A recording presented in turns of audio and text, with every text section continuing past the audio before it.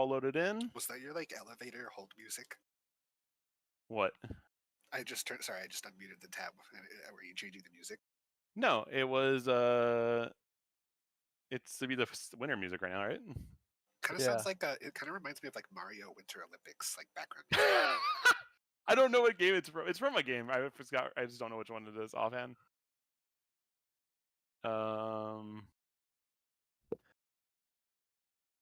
You can probably look. Let's see, music. So who wants to do recap for us today?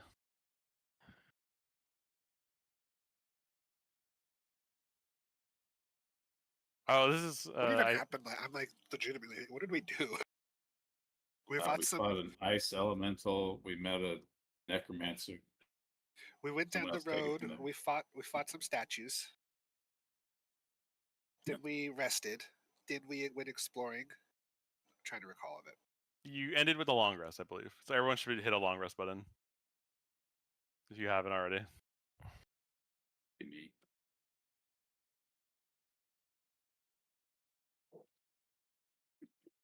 Did we go in the hole yet? Or did we just find the hole? We went down some stairs that basically go down the hole. There was like a loop of some sort. Like the stairs just led down to a room where somebody punched their way out.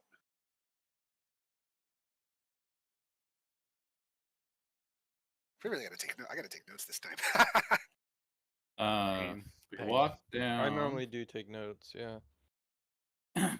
We fought our way through a graveyard full of reanimated icy skeletons that kept exploding into me. So where I was fighting off the distance shooting hand crossbows behind a gravestone. And after dispatching those, we entered there's a temple, right? Yeah, the ruined temple.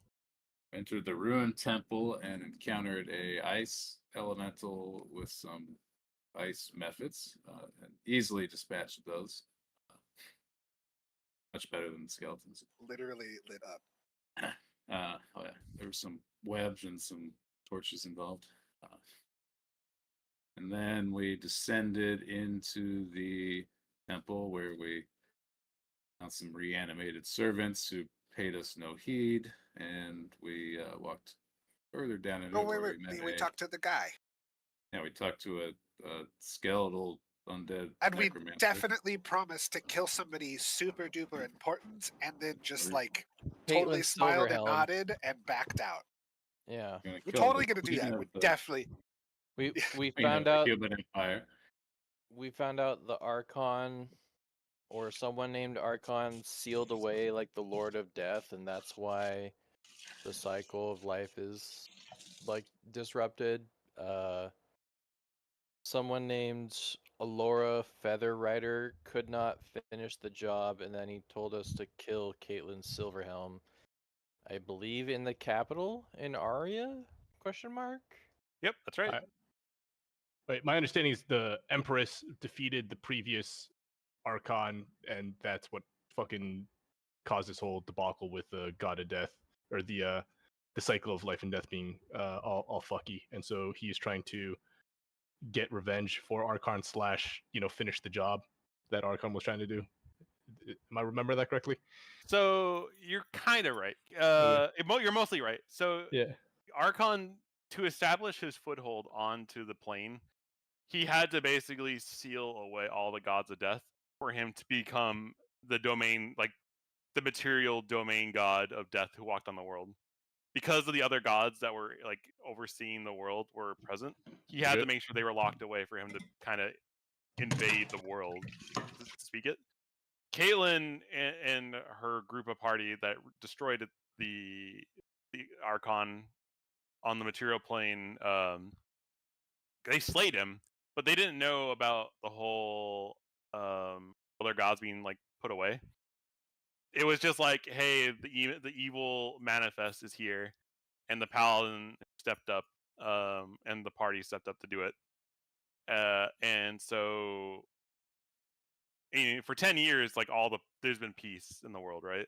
Mm-hmm. But the scars from like that Archon that permeated in the world they're like they it wasn't like a very clean like departure. It was like they made their mark in the world, and that's why like everything is just kind of left as it is. But no one really knows. Like everyone's finding these odds and ends that are this kind of like that no one's really sure like how much damage she actually has created in the world. To be honest, like there's like a lot of lasting effects from Like his unintentional on her behalf because she didn't know that Archon had fucking banished all these guys to come to power. Yeah. That's like got it. Okay. And yeah, I think that, and then we basically we couldn't decide on how to proceed forward if we wanted to get more information out of him and pretend like we're gonna go do it, or if we wanted to like come up with a strategy to fight him. I don't think we don't think we got that far.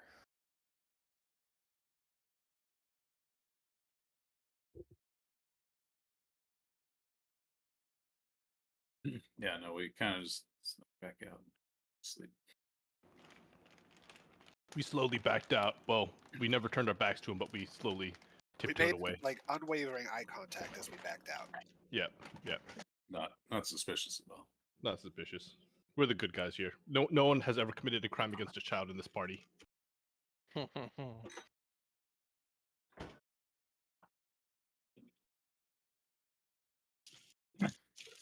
only and the question and so the question is like how do you guys want to proceed forward is kind of what is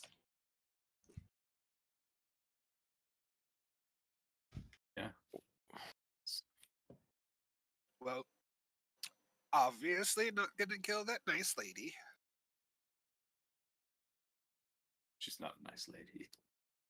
Well, She's seems despotic difficult to monarch. get to. Okay, there we go. I agree with that.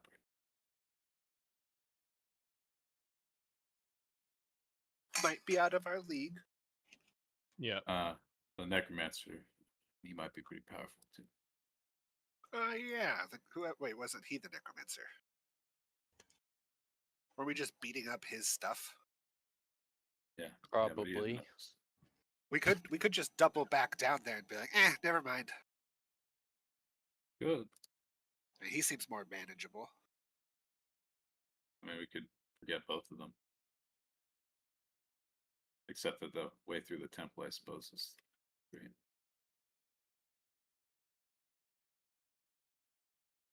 Oh, wait, my idea was to say, we need to go back down there and say, okay, we need to get to the human line. We need to pass through your temple. What's the back way out? Heading south. Sure. I mean, I'm open to possibly getting more information out of him so we can, maybe disrupt more of his plan, if you will. First, can you remind me what he looks like? Can you describe him? Does he look human or does he look like fucking Nosferatu? Stand by. DM is loading. I have that right here. Right here.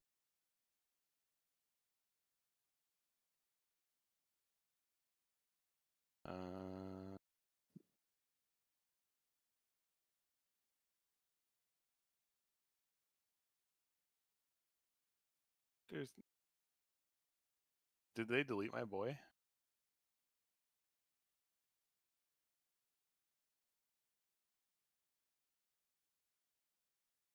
While the DM is loading, I'm just gonna bring up if you guys will remember, if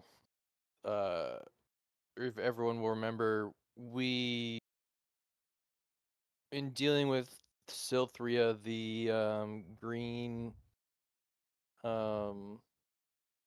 like fae creature or a green devil, she said that there was some sort of disruption in the capital, and they couldn't, or she couldn't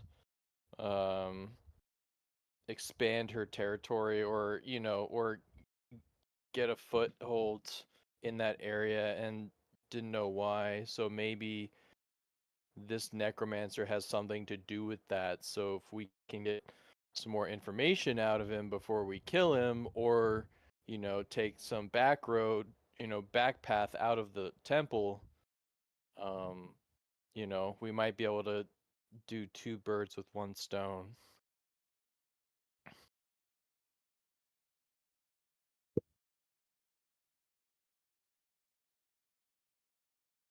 Still waiting on this picture so I can judge his character on his appearance.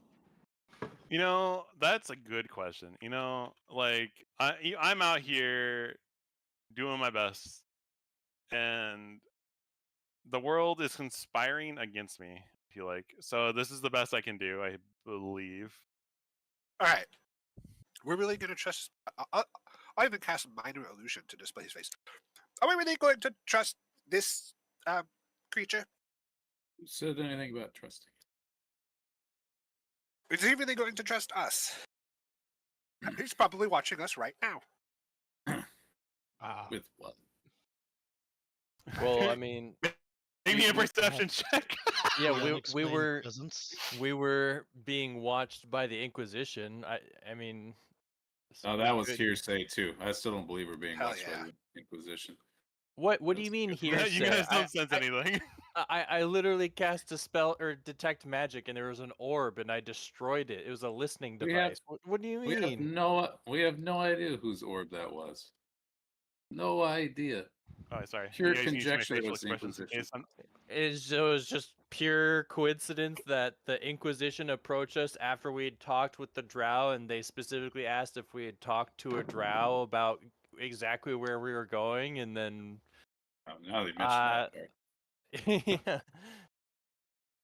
We got transported 100 miles overnight. I don't think the Inquisition's over. I think the Inquisition's wasting our problems right now. Yeah, no, I don't think it's the Inquisition that would be listening to us right now. I'm just saying, in that instance, I'm pretty sure it was. All right.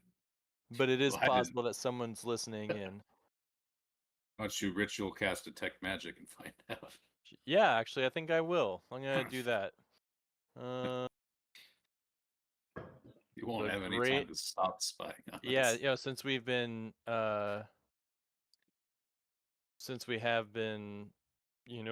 long resting and strategizing, I will ritual cast detect magic.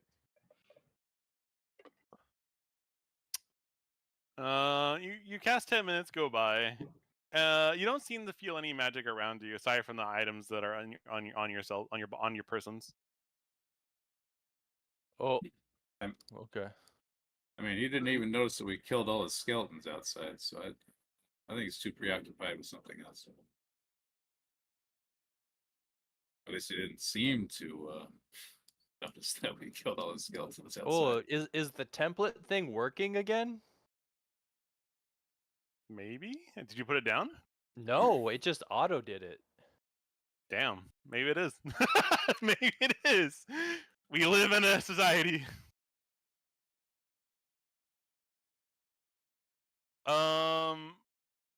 So how I made that art has been scrubbed from the internet. It's AI generated? It is, and I'm on the site where everything, even if it gets scrubbed, goes to, and it's not here. But I have the token still, so fuck them. You scrubbed your mid-journey pictures? They do that occasionally, sometimes, which is kind of cringe. So are we going to go back down and fight him, or we're going to go back down and ask him for the shortcut? Well, I have no quabble with him, so I follow the group. Well, he's just necromancer doing his thing. I hate necromancers and undead, so I want to put him in the dirt. Spoken like a true neutral. Not you, him. Yeah. But yeah, I very specifically don't trust him. Don't want to let him advance his plans. He seems like a potential figurehead, pulling strings behind the scenes. I think my preference would be to get more information out of him and maybe figure out where the back door is and then kill him. Well, let's not get hasty here. We didn't discuss the matter of our reward for this outrageous suicide mission, That is true. did we?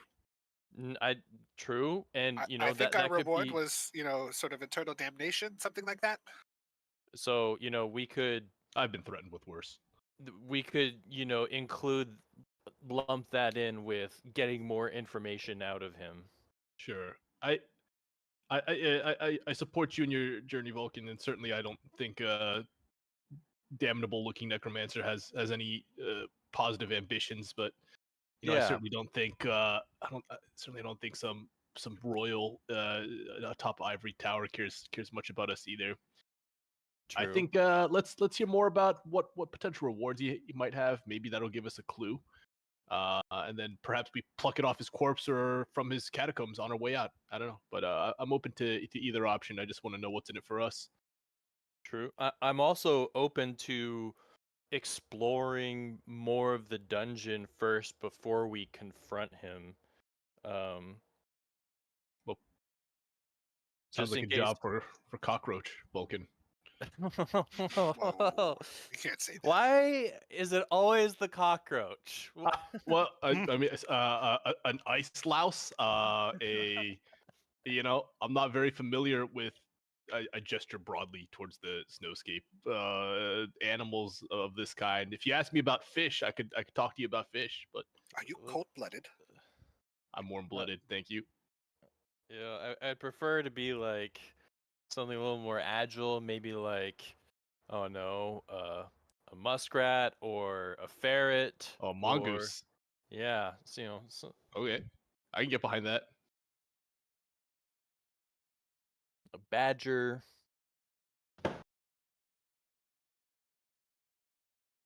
Perhaps a snow weasel. Yeah, I think snow weasel's the correct choice. Yeah. Stoat. Not that I know what that is. It's just another name for weasel. Well, what are our options for finding out more information that don't involve trusting the word of a vile necromancer? Violence. I like this guy.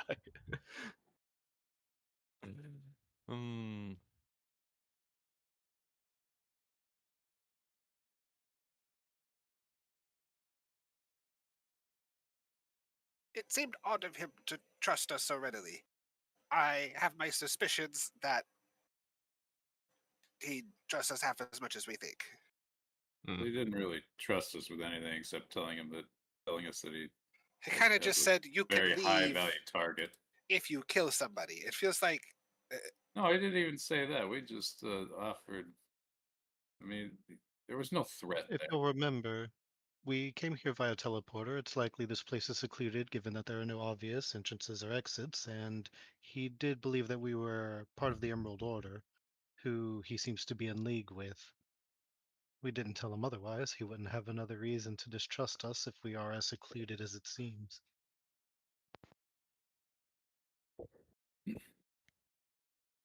All right, let's go to the shortcut and leave him be, or kill him.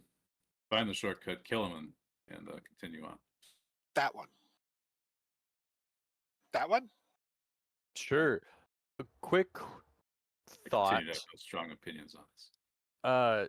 Can anyone of us speak with the dead? Let me check that. Wasn't there a book you guys gave me last time? One second, let me see it. The Grimoire of Necromancy. Takes like days to learn that thing, if I recall. It would give me animate dead, but after several days. It takes 6 days. It's 48 hours over 6 days. And the best part about it, it doesn't cost money. Yeah, interestingly, it's reusable, so you can actually learn all 3 spells from it. Is it? Yeah. Once used this way, the Grimoire can't be used again until the next dawn. Damn. Yeah, I guess it's an evil book. It would be kind of weird if a book. It would be kind of weird if, like, the second you understood it, it just like burnt out of existence. You're like, what if I forgot? It wouldn't be that Hope you strange. remember. That's how scrolls work. Well, that scrolls are cast. That's like stored in it, right? It's like a battery. Mhm. But that's like, I feel like you'd be like reading a book, and the second you understood like the paragraph, it just disappeared. You're like, wait. Unless the book's purpose was as a message. It's a self-destructing message, yeah. I don't have. Nobody has a way to speak with the dead. I don't have any cantrips or anything like that. No, that's quite blatant heresy. What dead do we need to speak with? Well, possibly this guy. If we kill him, we could kill him and then ask him questions later. Even if we managed to cast the spell, I doubt he'd be willing to speak with his killers.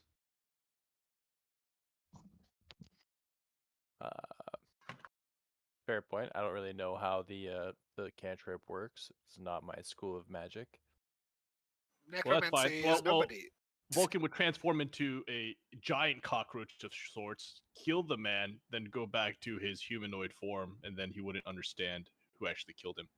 The giant cockroach is actually very important to this plan. Is this Ant-Man rules where if he sneaks up there as a cockroach and on wild shapes, so to speak, is that going to cause catastrophic damage? Maybe. Maybe not. Try to find out.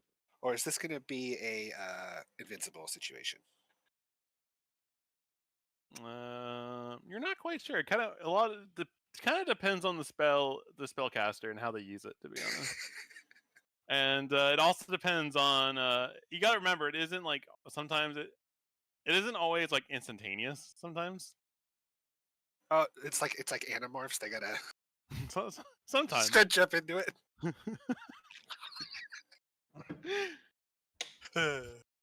Also, you gotta remember, it is magic, right? So there is a reaction time for everything. So are we heading out back where we came? We just were like, we'll be right back. 8 hours later. Actually, wait, how long is a long rest? 8 hours. Yeah, okay. Then I guess that's the plan. Any objections to killing the necromancer after discovering his secrets? I like that plan. I can also, wild shape and scout, maybe the more of the what's it called? The room of his servants, or before we engage him, to make sure there aren't any other dangers he can summon from different areas of the temple. That would be fair.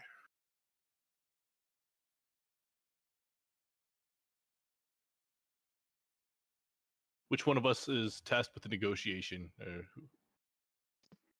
Which one of you can most convincingly try to get information out of this necromancer?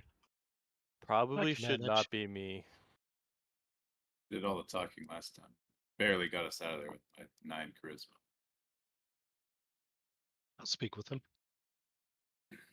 He may have some information on stores of gear or equipment that could help us deal with this snowy weather.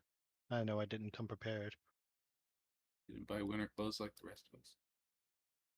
Well, yes, but I didn't buy a winter tent. Oh, we have the mausoleum. That's all we need. All we need are these broken down ruins full of ghosts. Oh, right, I'll just pack them up and take them with us. Oh, wait, my cart is at the last ruins we were at. How much? Yeah, Poor horse. My carts don't last very long either. Well, I'll just hide under Kiergar's pelt. I unfurl the pelt.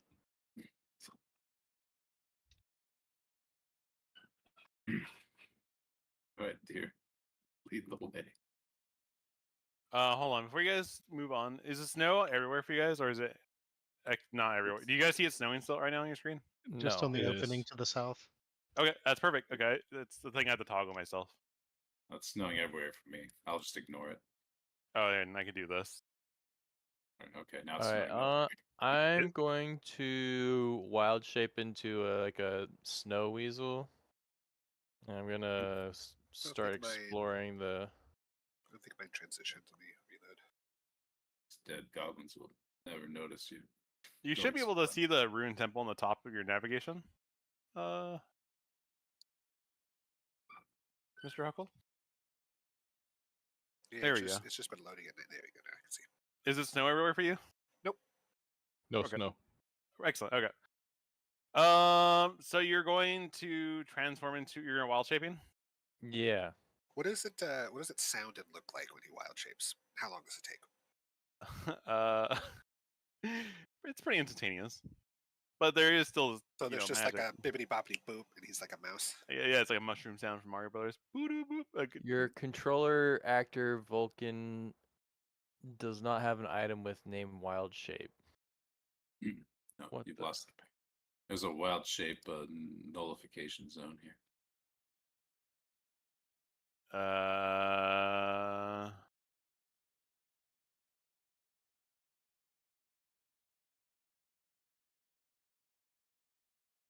don't know. You have wild shape improvement. Hold on. Let me go to your thing. What's going on here? Edit.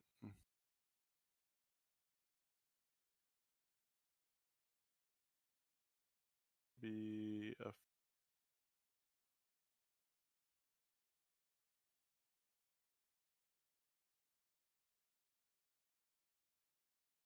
a DM is loading. Hold on.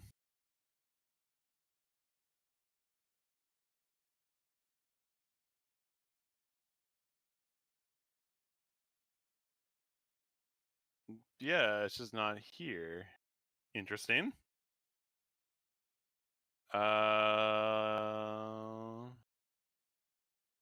Let's go. I'm gonna test something out real fast. Give me a second.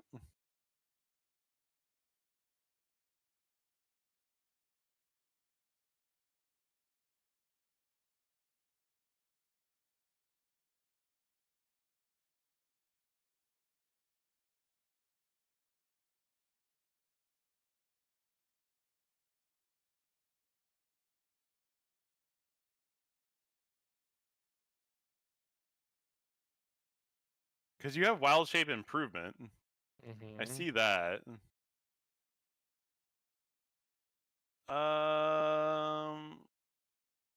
Fuck it, I'll just do it manually. Where are you wild shaping into?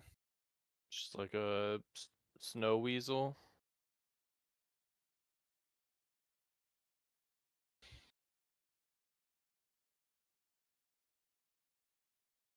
Is that an actual item? Is that an actual thing, or is that something you just came up with? It's probably something I just came up with. One second, let me look at the beast table. You can probably get the weasel template. Oh, just a weasel. Let's see. Perception +3, stealth +5. There we go. Got it. We'll just Keen call it a hearing snow and evil. smell. Stealth +5. I'm stealthier than a weasel. It's lagging out for me.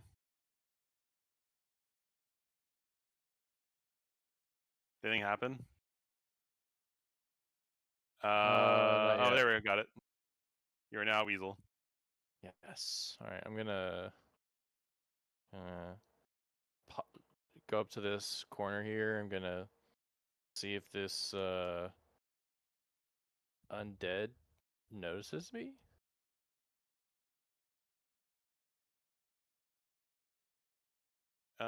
It's kind of brushing the snow away, trying to clean up the temple. All right. I'm just gonna scurry past it. Doesn't really seem to notice. He doesn't really seem to care about your presence. Oh, I can't see anything. I guess I do not have dark vision in this form. I don't think dark weasels have dark vision. Ooh. Hmm. Should have gone with cockroach. Yep, they do not have dark vision. They have That... advantage on hearing and smell. Navigate by echolocation. Since that's the case, I'm gonna go hide in this nook real quick, and I'm going to just unwild shape. Just because I can't see anything. Okay, hold on. Should have paid more attention. I'm going to just give myself guidance, and I'm just gonna try and just normally sneak past all these zombies. All right, give me a stealth check then.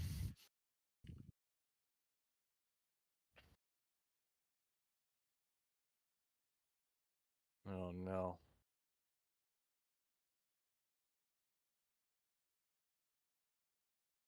You know, there's times when we just wonder.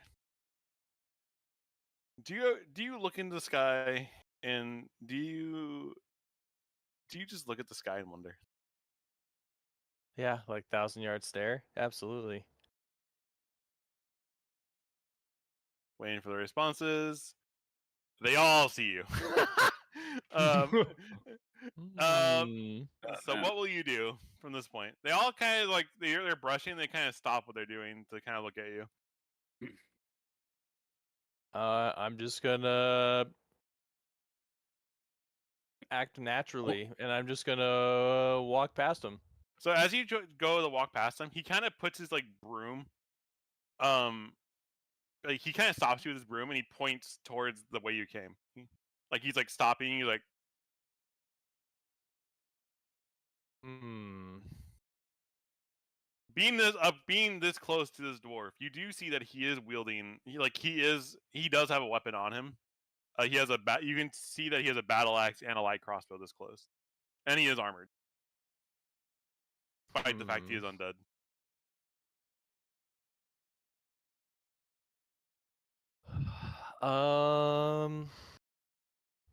Damn. And you can tell this guy looks like a pretty strong dwarf. He's pretty yoked. You see the muscles on this man. He's all arms, no legs, you know? Yeah. I'm going to use. Where is it?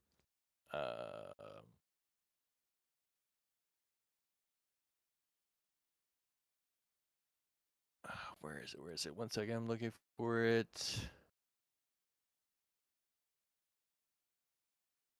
I'm trying to find the name of it. Basically, it lets me do 1 free cast of Misty Step. Where is it? Where is it? Where is it? Where is it? Your Fey blood. Is that it? Yeah. Fey Touch? I believe so. Yeah. Yeah, I'm gonna use my Fey Touch to cast Misty Step. And just Misty Step past him. Let's see. I know it's going to I'm basically just trying to explore more of the room at this point. Okay. By all means. What creature are you again? I unwild shaped. Oh, okay. So I can see. Basically, so like I have my full dark vision so I can see more of the room now. What were you at first? A weasel. So, like, a weasel just jumped in and, like, made kind of intense eye contact with him, and then you burst into a person and poofed away. Yeah, pretty much. It's incredibly alarming. It's incredible. So I'd be you're so trying. distressed if I saw that. So you were right here, and were you Yeah. trying to Misty Step too? Can you draw me a 30? Yeah. Yeah, I was trying to. I'm just gonna Misty Step to the other side of him. Okay. By all means. By all means. Let's see. No. As soon as you do that, they all put their brooms away and they all pull out their battle axes. Oh, now you've done it. Even the ones by us? Including the ones by you. You do this on purpose. You just wanted to fight the. Okay. Are they marching towards us, or are they like heading? They directly just towards him? whipped out everything, so they're not really marching yet. So hold on.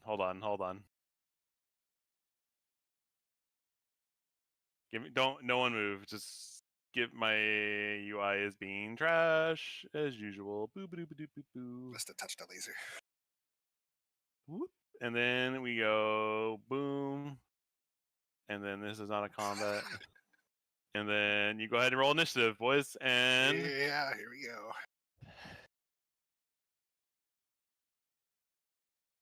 Where did this go? What is? Oh baby. Going first this time.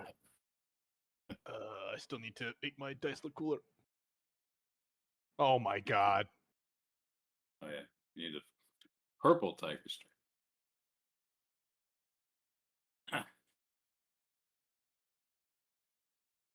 All right, Ren, you're up. I want to go first. He's 45 yards away. Actually, I should do this. Oh, wait, there's one around the corner, isn't there? Oh, damn it, he's even further away.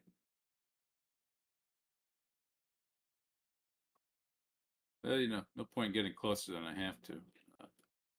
I can't see him from there. Clearly, only one. I still can't. No, I can't. I can only see that far.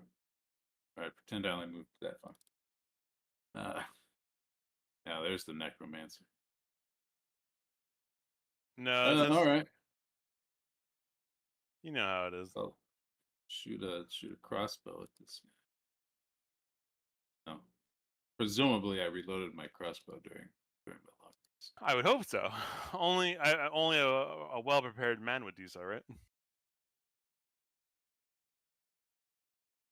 Also, Mr. Dair, while you're doing your crossbow, are only your heavy crossbows equipped right now, or do you have your heavy crossbow and hand crossbow equipped? Oh no, they have armor. Just curious. So I typically use the equip state to show that I'm actually holding something. Ah, okay. They are in my inventory, but like drawn is usually rapier and shield first, unless I call something else out. Okay. I'll back off. I was just curious because also I noticed that you had. No, never mind. I fixed your inventory for the most part. I cleaned it up. Yeah, Thank you. Yeah. I noticed I'm able to move again. Okay. Ren, what you are aiming for one and missed with a 14, I believe. Yeah, I missed. They're armored.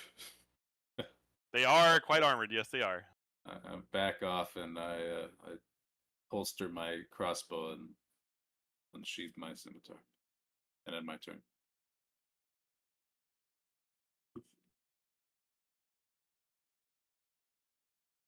Where's the combat music? There is combat music. You don't hear it? Yeah. No. You don't hear it? No. Hold there on. We go. Wait, is this Persona music? No, it's not actually. There's no singing in this. I could whip out the Persona music if you want.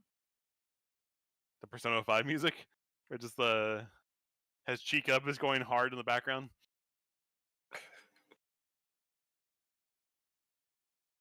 Let's see. This one's gonna walk right up to this man and swing at him.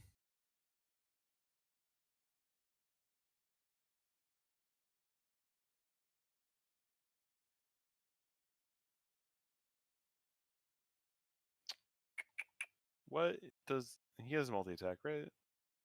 1 and 1. Okay. He puts his hand on you, and you see like his hand kind of glow with his purple.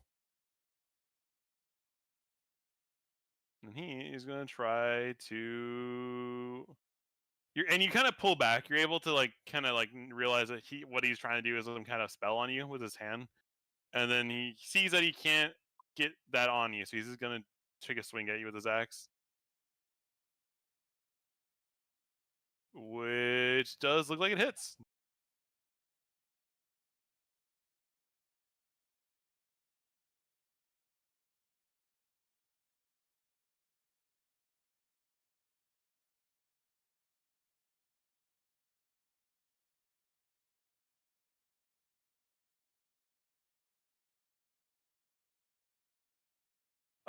For the record, Vulcan, you can see an exit to this cave to the southeast of you, by the way.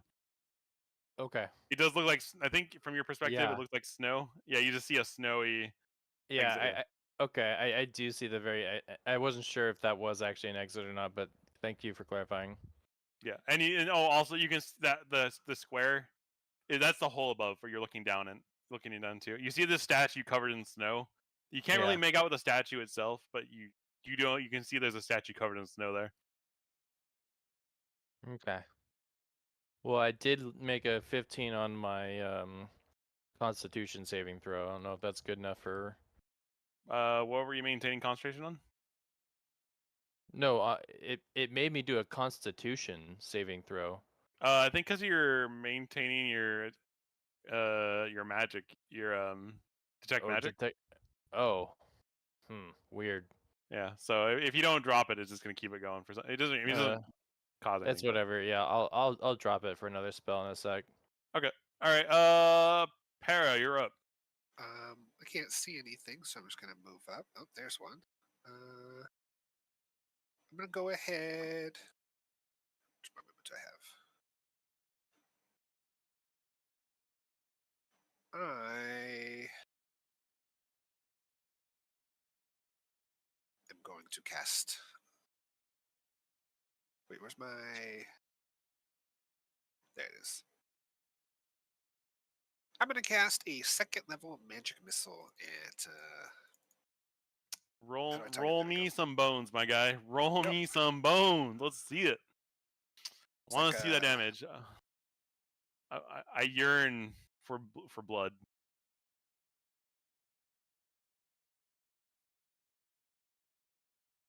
Hello? Take it. Damn. Punched. Apparently, force is what matters. Force is what matters. There we go. That's pretty good. That's actually a lot of damage for a second upcast. Yeah. Jesus. I think I have a I little was bit expecting more like movement, 10, but I got yeah. and I will pass my turn. It is now this one's turn, and he is going to. What is he going to do?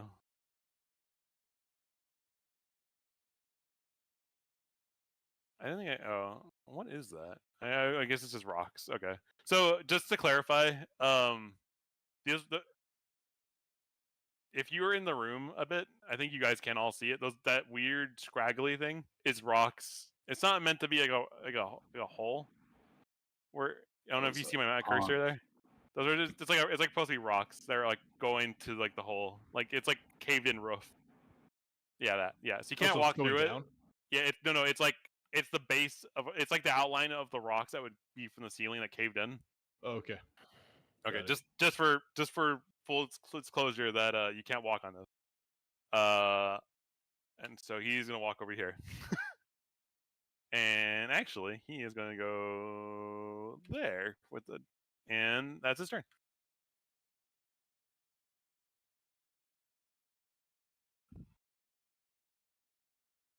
All right.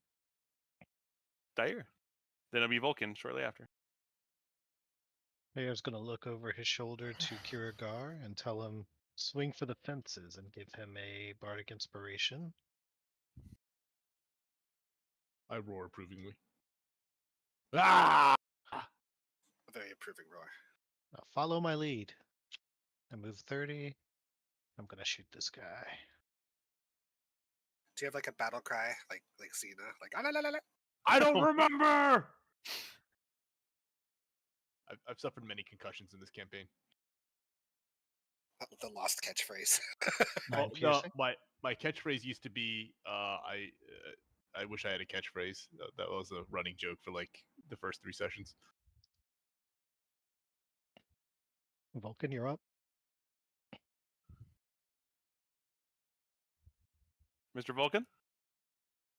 All right, I am going to use an actual Misty Step and go like Misty Step basically over here. Okay. And then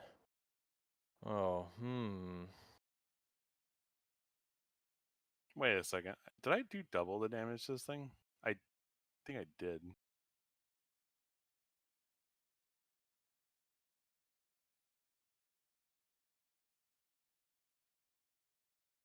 And then I'm going to.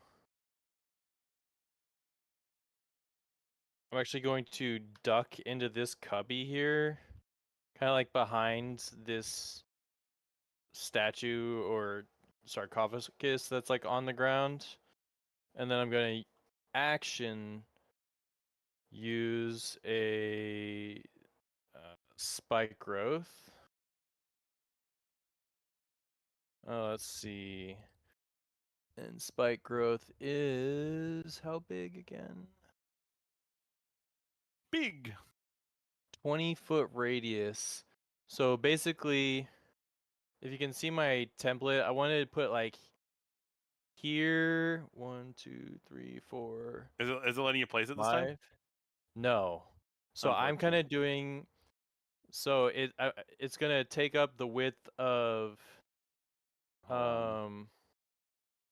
Is it 20 basically, feet? so You said? yeah. So like 1, 2, 3, 4, and then. Yeah, that's It's 16. this big, but tell me how you want. Tell me where I want to put it. This is 20 by 20. Basically just one down. Like this? Yes. Okay. Yeah. I basically want to be able to get out through here, and hopefully, these Okay. guys up here don't go for me, but the bottom guys come for me through this. Here, let's do this. I know it's it's spiky green. For the record, you said 16, but it's actually they're 5-foot squares, so it's 4 times 5. Yeah. Sorry, I'm just being bad. No worries, at no worries, no math, worries, no worries. Just to clarify. There yeah. it is. I saw 4x4 and brain. Yeah. And And that will be the end of my turn. all right. Who is up? Let's see. It's Tombdorf and then Kayla. Okay. This Tombdorf. Where are you on the world? Oh, this guy. Okay. He is going to go up here. Boom. He's doing a dash action. And all right, Kaylin's up. She's gonna Wait. run. What's up? Oh, What's up? I was just wondering if he would be able to see that and like know it, right? Because, I mean, you see these giant vines erupting out of snow. You definitely would see it. Yeah. Oh, it's only if okay, never mind. It's if they can't see the area when the time at the spell is cast. Never mind. Yeah.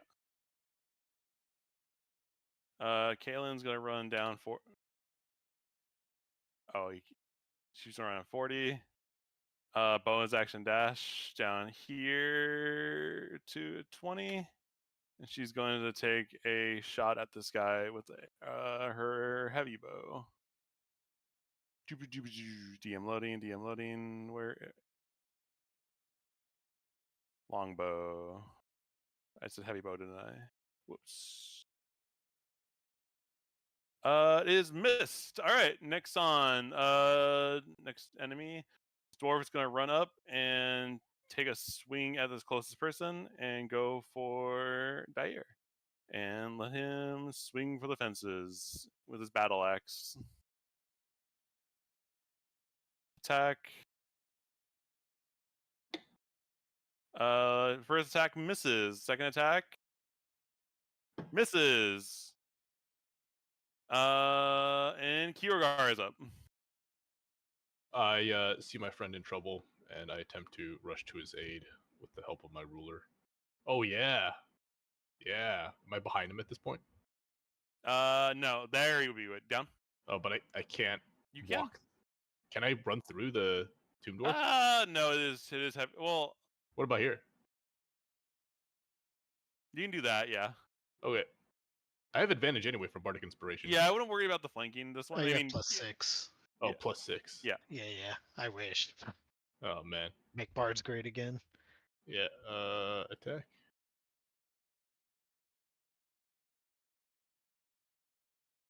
And do I add 6 on top of that roll? Is that I thought Bardic Inspiration gives you advantage. Am I? No, it's a d6 to either attack, damage, ability check, or go ahead AC and as roll me a reaction. 1d6 to add it to the roll. See if it hits past the AC. Oh, it hit. Ooh! God, I hope that does it. It 14. Yep, that lands. Go ahead, roll damage. Hell yeah, brother. Let's go. We pull it out. We Reroll roll the that one, 1. I guess, right? Or is it only on crits? All the time. Nice reroll. 3 more to movie. And then he's actually 3 more. Don't delete, please. Don't. All right. Okay. What else would you like to do on your turn? Or is that it, my sir? How bad does he look? He's looking pretty bloodied. He's looking like Pretty good bloody. another attack maybe or two maybe. All Might right, be able to bring him down. Scale of the bloody. Wait, he's bloody, isn't he? Undead? Yeah. Well, like he's wounded. It looks like he's like you're carving away at his like cadaver Yeah. of a corpse. Okay. The I'm just saying bloodied proverbial as like bloody. he's not bleeding, but he looks like he's gravely injured for an Is there undead. like black Alright. ichor leaking out of his cavities? Cool. Alright, well, Yeah, you could see like this Sure. black goo kind of seep from his veins, Gross. his open wounds. all right. I will. Fucking take with my sword. I follow its momentum and watch the black ichor spill, and I go ah, and I end my turn. Okay, and we're at top of the order with Ren. Run over here. With the advantage, he's sinking in here for the kill steal. I love it. I feel. Oh my god. What does my unarmed strike have? Since I love it.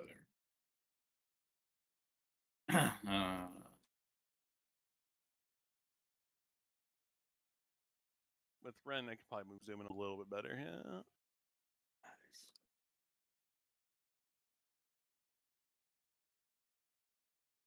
Big. No, I didn't target any. No, I did target. Untargeted. I need to take 10 damage. With that attack, you actually bring him down as you kind of punch him, and you seem to kind of like crunch his upper torso. And it collapses before you, lifeless. Is just a pile of just dwarven gore and ichor seeping out into the snow. All right, I'll move my last 10 feet and end my turn. Let's see. And then we have this guy. He is going to go up here. And he is going to pull out his crossbow and aim at you.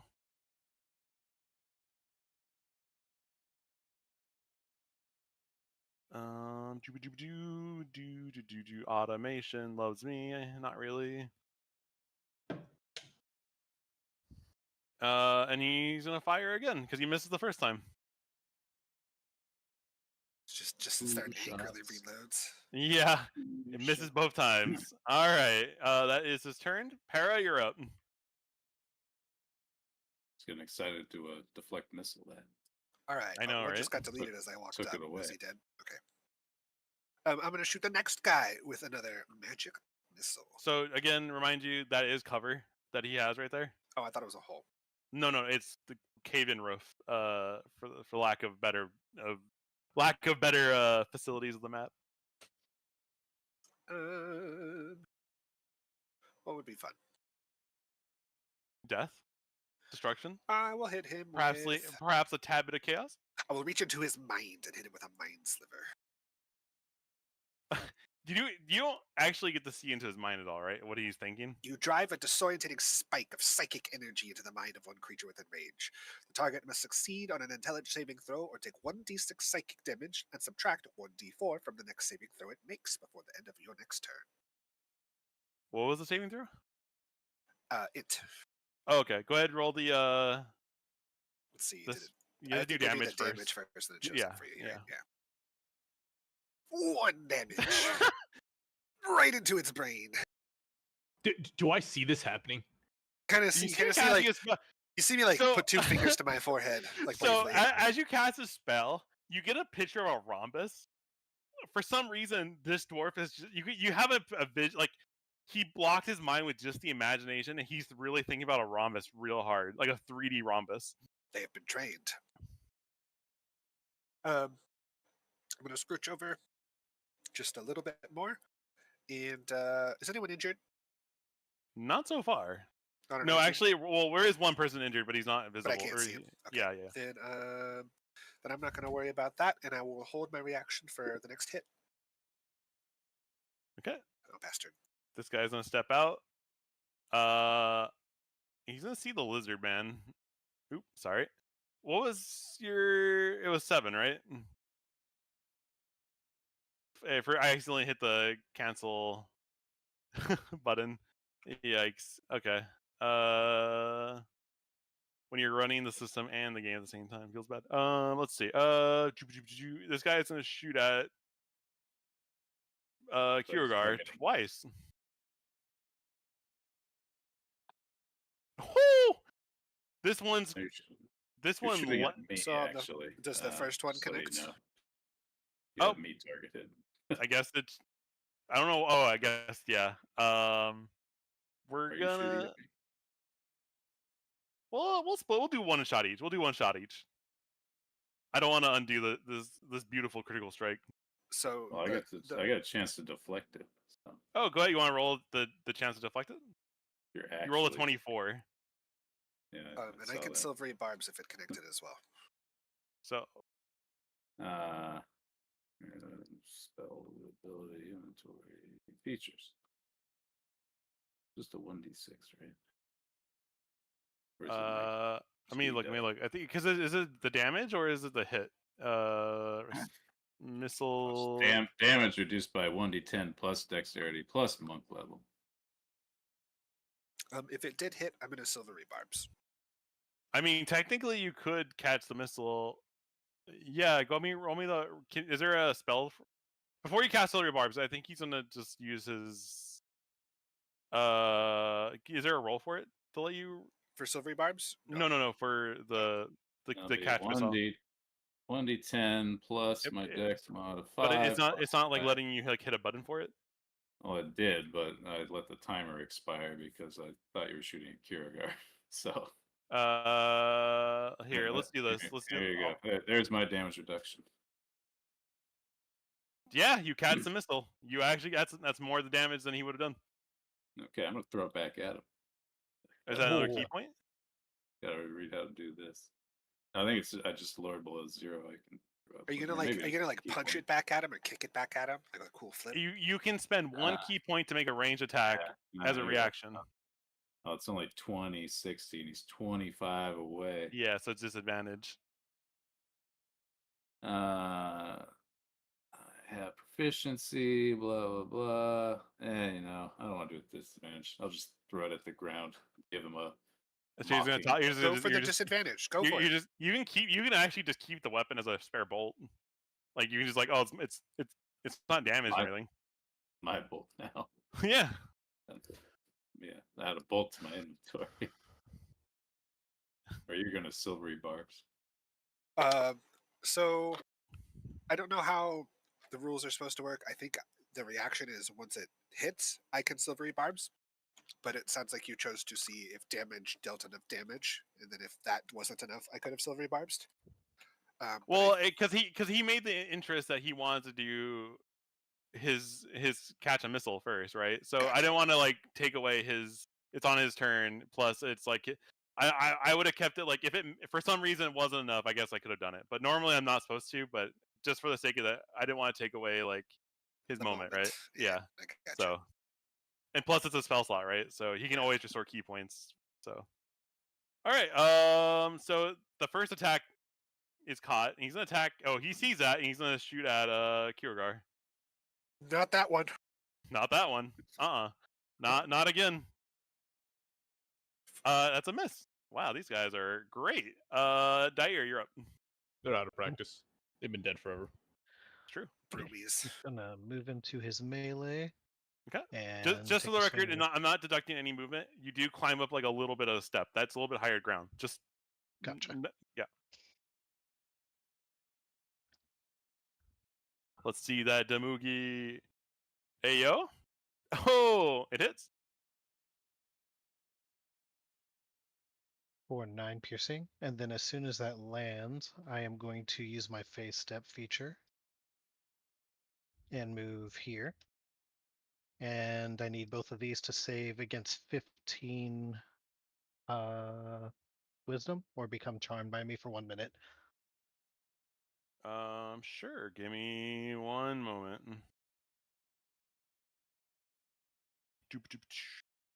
Wisdom saving throw for 2, coming right up. And the DC is what? 15. The first one on the left passes, but the one over here does not pass. So this one is charmed.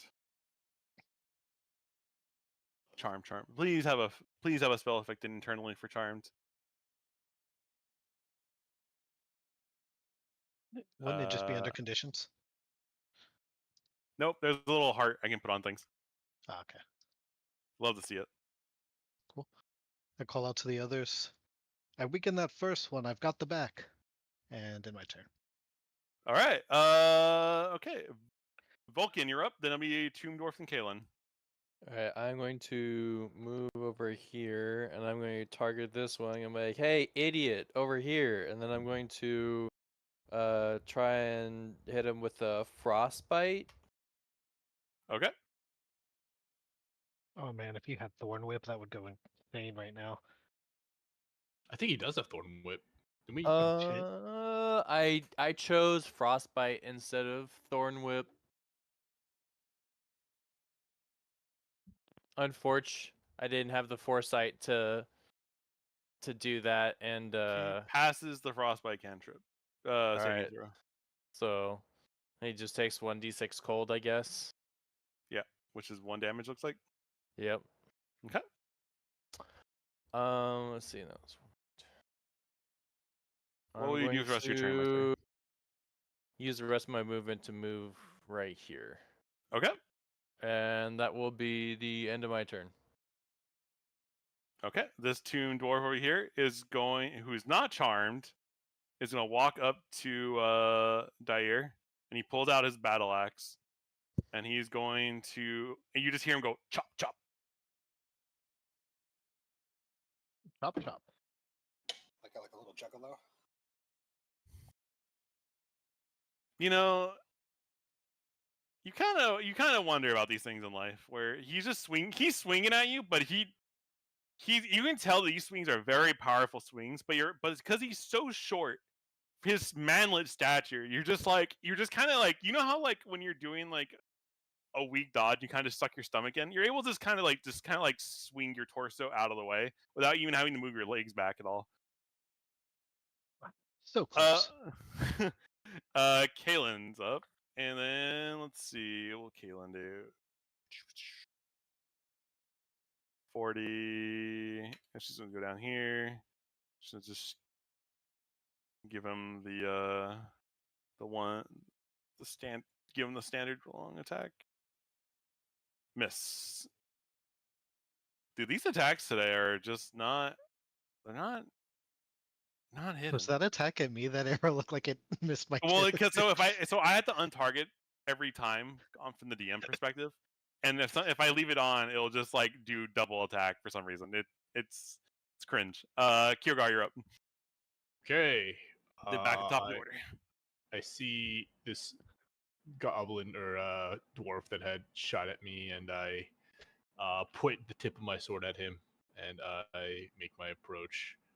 Oh no, he's skittering towards him. Oh no. Yep. And then I do one of these. When your character runs, does it have that like that wizard like back hobble? Does it have like a waddle? Yeah, does it have a waddle, or is it just like a more Naruto run? And the Naruto run is very effective because I have a tail for counterbalance. Oh no. It's like swimming in air. Oh come on! Or do I still have bardic inspiration? No, I think you used it already. So just not. once. All right. Well, I miss, and then I check to see if anyone saw, and then I quickly end my turn with not much. Ren, you're up the bat. Going for the flank. Actually, can you when you walk, since you can't move through characters, do you have enough movement to go around like the long way? I can move 40, so yes. Oh, then sorry, yeah, I forgot you can do 40. Yeah, it's just keeping it balanced. He's gotta keep it fair and square. Yeah, who added ammunition to my unarmed attacks? You should stab the arrow into him. You dropped this. Use it as an improvised weapon. It's like the John Wick pencil with just a bolt. Straight to the jugular, the corpse jugular. Hell yeah, brother. And then I do it again. Oh, I'll make sure. Okay. Yeah, whatever. I'll do 2 more. I mean, how's he look? He's looking pretty fine. Right. He's looking pretty good. It looks like you need a couple more attacks to get him kind of injured. I like how you pause in between the flurry of blows, like Sherlock Holmes, to like check out your opponent. How is this man? How is this man's looking spine right now? upright? Oh yeah. Funny. Ooh, baby. Oh, that was my advantage, but I forgot again. The fuck is that one? Numbers. Wait, do these things have a vulnerability I don't know about? No. They have a resistance. I'd only do 10 damage with a crit. Oh, they hit you do have a twice. resistance. I forgot about that. Ah! Bludgeoning resistance. They're armored. No. It's much worse than that. Yeah, he just looks at you like he kind of spits and he goes, I like you. And I wants you. He likes this. He does. My game crashed me back. Alright. That will end my turn. Okay. Forgot about that thing. I was wondering what was going on with that. This one is charmed, so it can't make attacks against you, but it can make attacks against everyone else, if I believe right? Let me make sure it doesn't say again. I think Yeah, the it's charmed charmed by me. effect means I can't attack the charmer, but I can attack anything. Charmed effects. Yeah. Can it make the attacks against the charmer or harmful with but he does have advantage on interacting socially with you. What? He's gonna whisper sweet nothings in your ear. So the charmer like has Sway you to his cause. no. I have advantage. On No, you interacting have with the advantage, not dwarves. him. Sorry, Yeah, my yeah, bad. yeah. So he's gonna go over here, giving him the flank, the triple flank, hit Vulcan. Yeah, we got the chain going. the chain Checkers. flank, and he can't hit me. Bring it. he's gonna swing for the fences. He's swinging for the fences. Let's go, and I only one hits. No, you have 19 right now, right? I have 20. Oh, 20. Okay. Well, oh wait, he has advantage. So technically that was the first attack. Hold on. Sorry. I forgot about that. My bad. I forget that all the time. So yeah. So we're gonna do one more attack with advantage because it's 4 dice. Blah blah blah blah. It's still still both. Yeah, he misses both times. All right. And moving on to Para. You just see a chain ahead of you. Which of the chain looks weakest? Where's the weakest? The closest one to Kyogar. Closest one to me. All right, I'm gonna hit One him of us punch him. with put my spells. I'll be right back. What I'm are we going to doing? reach into its mind and attempt to finish it off with a mind sliver. Okay. I think I targeted it. There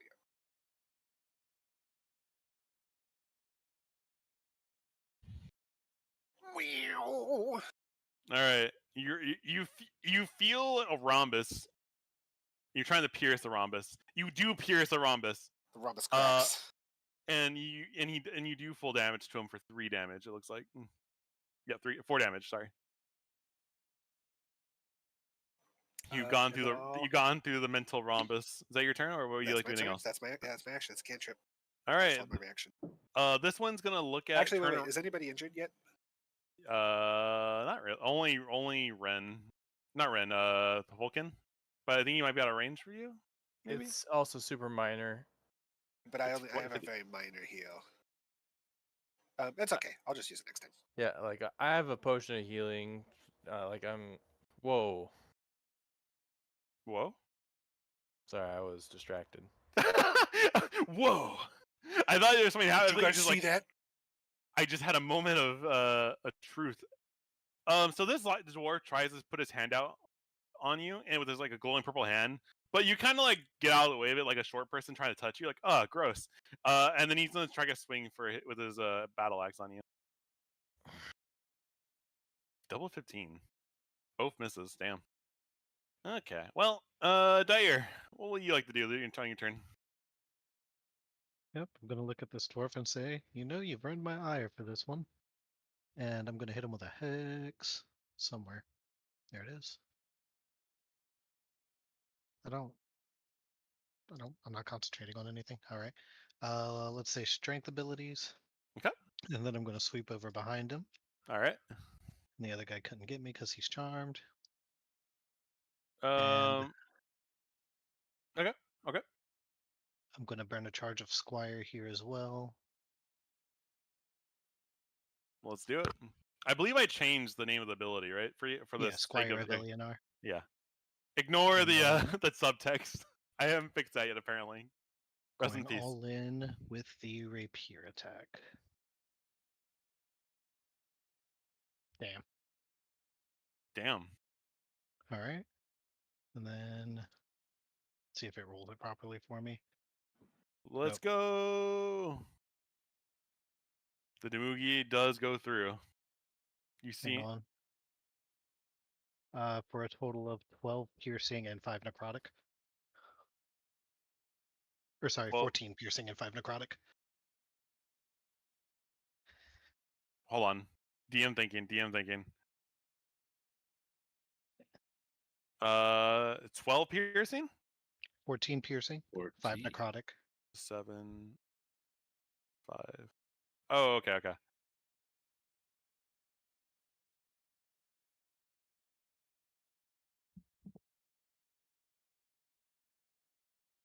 And that's my turn. Okay, there we go. Got it. I manually adjusted it. One day we will have automation for Hex. One day, but not day is not today. And that is your turn, right? Yep, that's it. Vulcan, then Tombdorf and Kalen.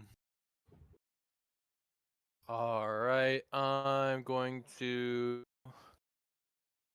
approach this one and try and get its attention and get it off of my bud Ren. Okay. And I'm going to swing on him.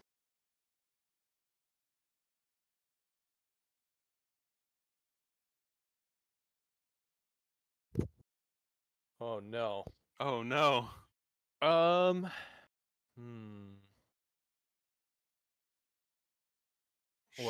I'm just gonna hope no one saw that, and that'll just be the end of my turn. I'm actually gonna cancel my concentration on my spike growth since they just were too smart and dodged it. Walk gently around it. Okay. It's like in Star Trek where they have evasive maneuvers and they just go gently to the left. Yeah. And yeah, that'll be the end of my turn.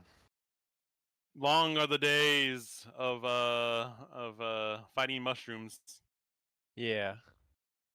I gotta do it when they don't see me cast it is the trick here. You gotta like pop it underneath them without them having a chance to respond to it. All right, this one is he has a good attack opportunity if he goes there. He's just gonna go for Dair, and he puts his hand out, and he wants his hand glows with ominous purple. As he, and that's not it. Oh, it's this way. It's like this, like that, and then he's gonna go boom, bing. That does not hit. You again, like with the purple hand. You're like gross. A small person trying to touch me, and you kind of just like get out of the way of it. He's gonna swing at you with his battle axe now. I think that hits. Barbs. It only took 1,000,000 attacks. I barbs that. He's gonna have to re-roll. Okay. And let I'm me taking re-roll. the advantage. On the one he succeeded on? I don't think either of them successfully hit. No, One was the a axe hit. 22, and then I barbsed it. Oh, you can see his rolls? I can't see his rolls. I can see the rolls when they hit me, yeah. The power of Silverly Barbs. Okay, let me just make another attack real fast one. Because it's...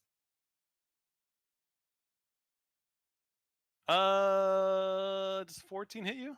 Or 18, sorry. 18 total. It meets, it beats, that hits. Okay, yeah. Then the damage is 7 to you. Okay. And you think you have to make a concentration, which I think you easily pass. Yep. And then, all right, that's his turn. Then we are back to Kaylin. She's gonna let's see, go over here with the advantage since you guys are flanking. Ghost Going- Rider him. Essentially, still at the. I really need to get a macro for the deselecting. Okay. She's gonna whip out her. She pulls out her spike chain. She starts, spinning it, and she swings or throws it at this dwarf. And that's a crit. Luck. I think I've only got 2 crits on her in the lifetime of this character. Oh wait.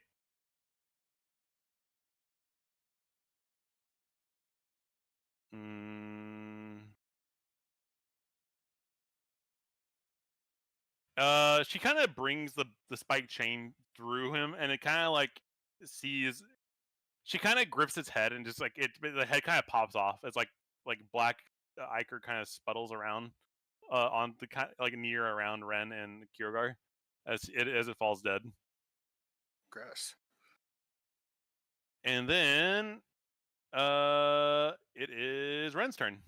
Or sorry, Kiergar's turn. Sorry, way down there. Sorry. No. Okay. Okay, that guy's dead.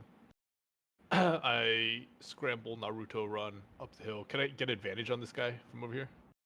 We triangle. Yes, you can. Yes, you can, sir. Yes. Okay. The triangle. Then I do one of these attacks with advantage. Oh, baby! Let's see the Let's Tamugi. Let's go. The killing blow. You're going to use your bonus action. I think you rolled a 1 and 2. Roll 2d6. 3, Okay. 2, 7. 4 more. 30 more. total.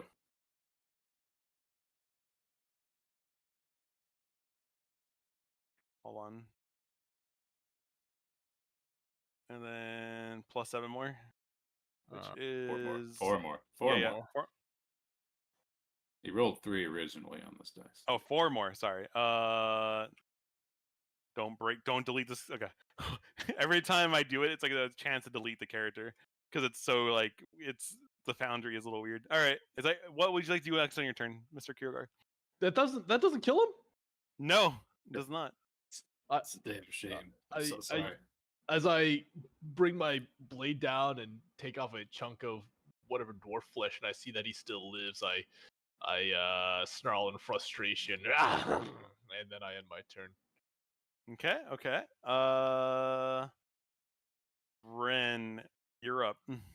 Top of the order. Don't mind me. Don't mind me. Just coming in here real fast, stealing the kill from Kiergar. Yeah. Put a charge back in my fist. Okay. Do I have advantage? You know what? Since it's a triangle, I'll give you advantage on this one.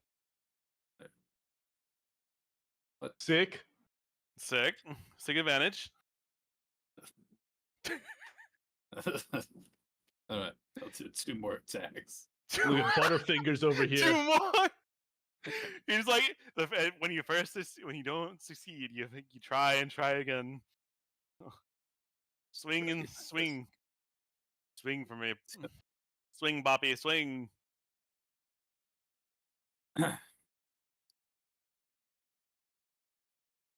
Okay. Promising. And, Okay. and then another one. Oh, wait. Recharge my fist again.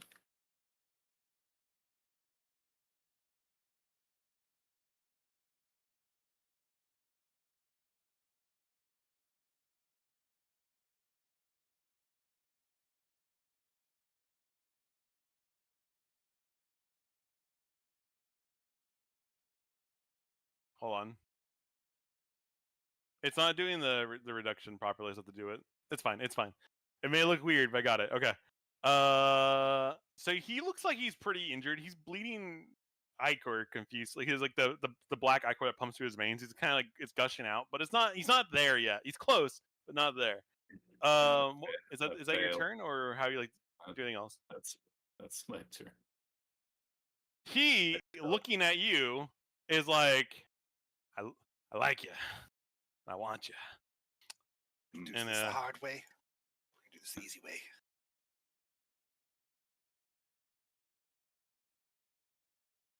And he puts his hand out at you, and he's gonna try. They're like a bunch of grabby, handy, grabby guys. It's kind of gross. It is. It's exactly what it is. 18 does not hit you, right? It's a 20. He's trying. He's close.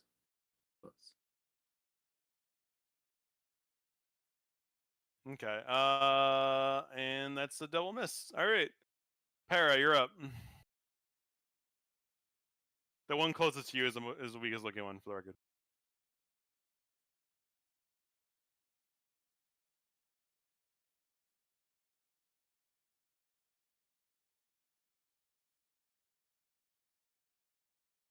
Mr. Para? Can you hear us?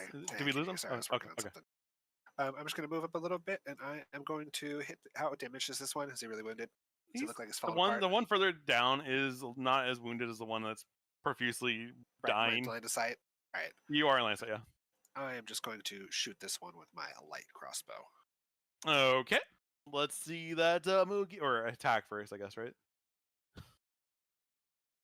Behold the Grace. 17. 22. Nice.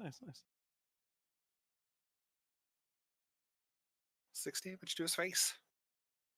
Actually 3, but it is what it is. That's how it be. And that'll be my turn. Dyer, then Vulcan. Got resistance to piercing and bludgeoning.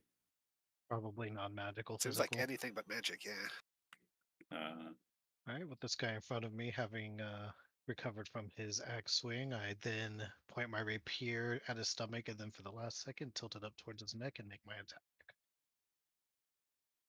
Whoa. My insignia of the claws makes my unarmed strikes magical. Oh, shit. Mr. Barris. Then, hold on, let me add the damage in. Hold on. It just immediately disappears. No, there you go. I had the damage back. Okay. He's still there. He's clinging on to life, though. Clinging. Keyword. Half of 5 piercing and 1 necrotic. And then I will point my hand crossbow at him and take a shot with the crossbow expert feature. Okay. Wait, necrotic, you said? Yeah, 1 necrotic. I guess you can't really do 1/2 of necrotic damage, but it's fine. It's fine. Wow, okay. It's fine. Go ahead. Rounds up. In the favor of players. I guess that was a 9, not a 6. Cool. It works better off that way. 9 piercing, 5 necrotic, sorry. Okay, so it goes. Wait. Half of 14, I guess.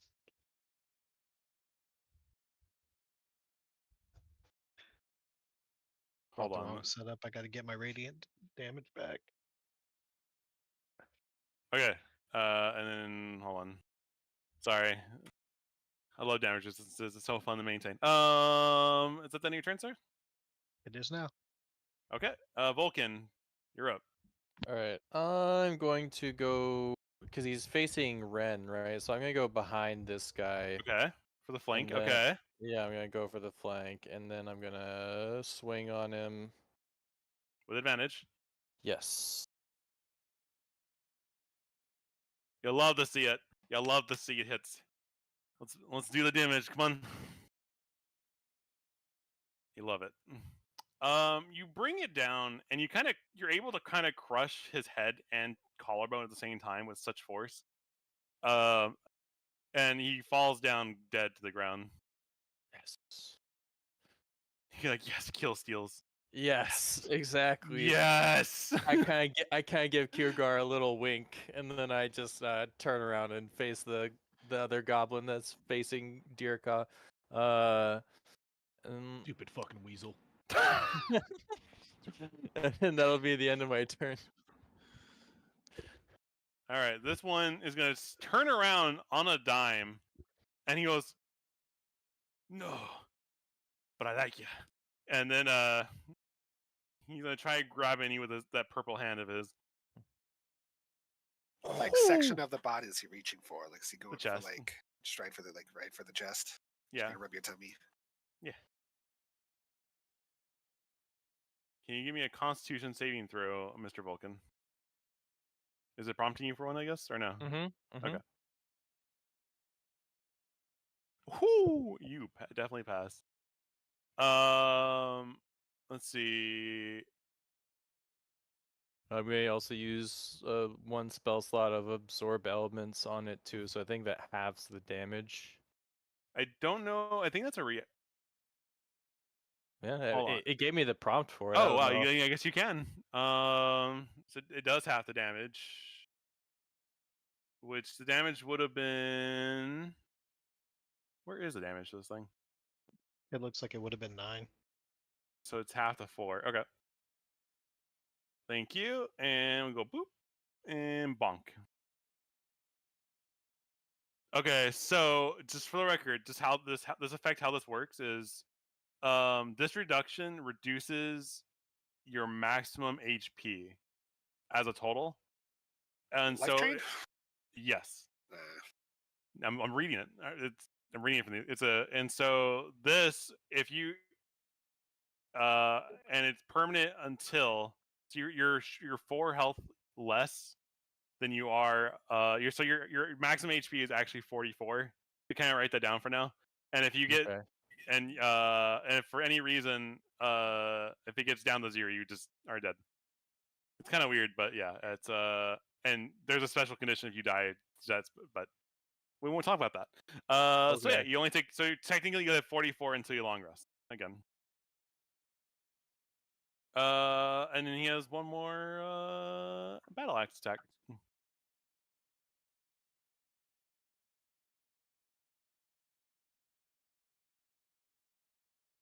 And that misses. You love to see it. You love to see these misses. All right, Kaylin. It's gonna run down here, and she's going to target it with the chains. And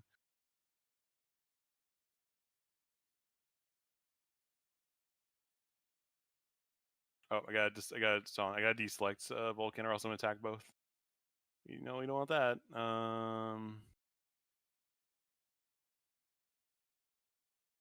Call it.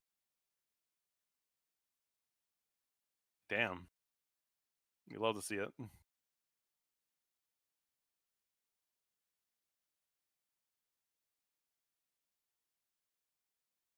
Let's see. First off, that's not correct. We gotta go to this and that. Nope. We're doing this. And then he fails his saving throw, and he's now restrained. Not prone, but restrained, because he's short. And, you know, it is what it is. Yeah, it is what it is. Kiergar, you're up. You see Kaylin holding down this one last dwarf with... You can kind of see her struggling too. Like this guy is pretty strong, and he's trying to you see her like this dwarf slowly pulling Kaylin towards her, like on the snow. You see her like being dragged towards. It's not my turn. Is that correct? Sorry. There you go. Okay. I hit the button again. I see him struggling in the chains, and I say, "Well, well, well." And I have advantage because he's chained up. You had the flank and restrained. Yeah. Woo! You love to see it.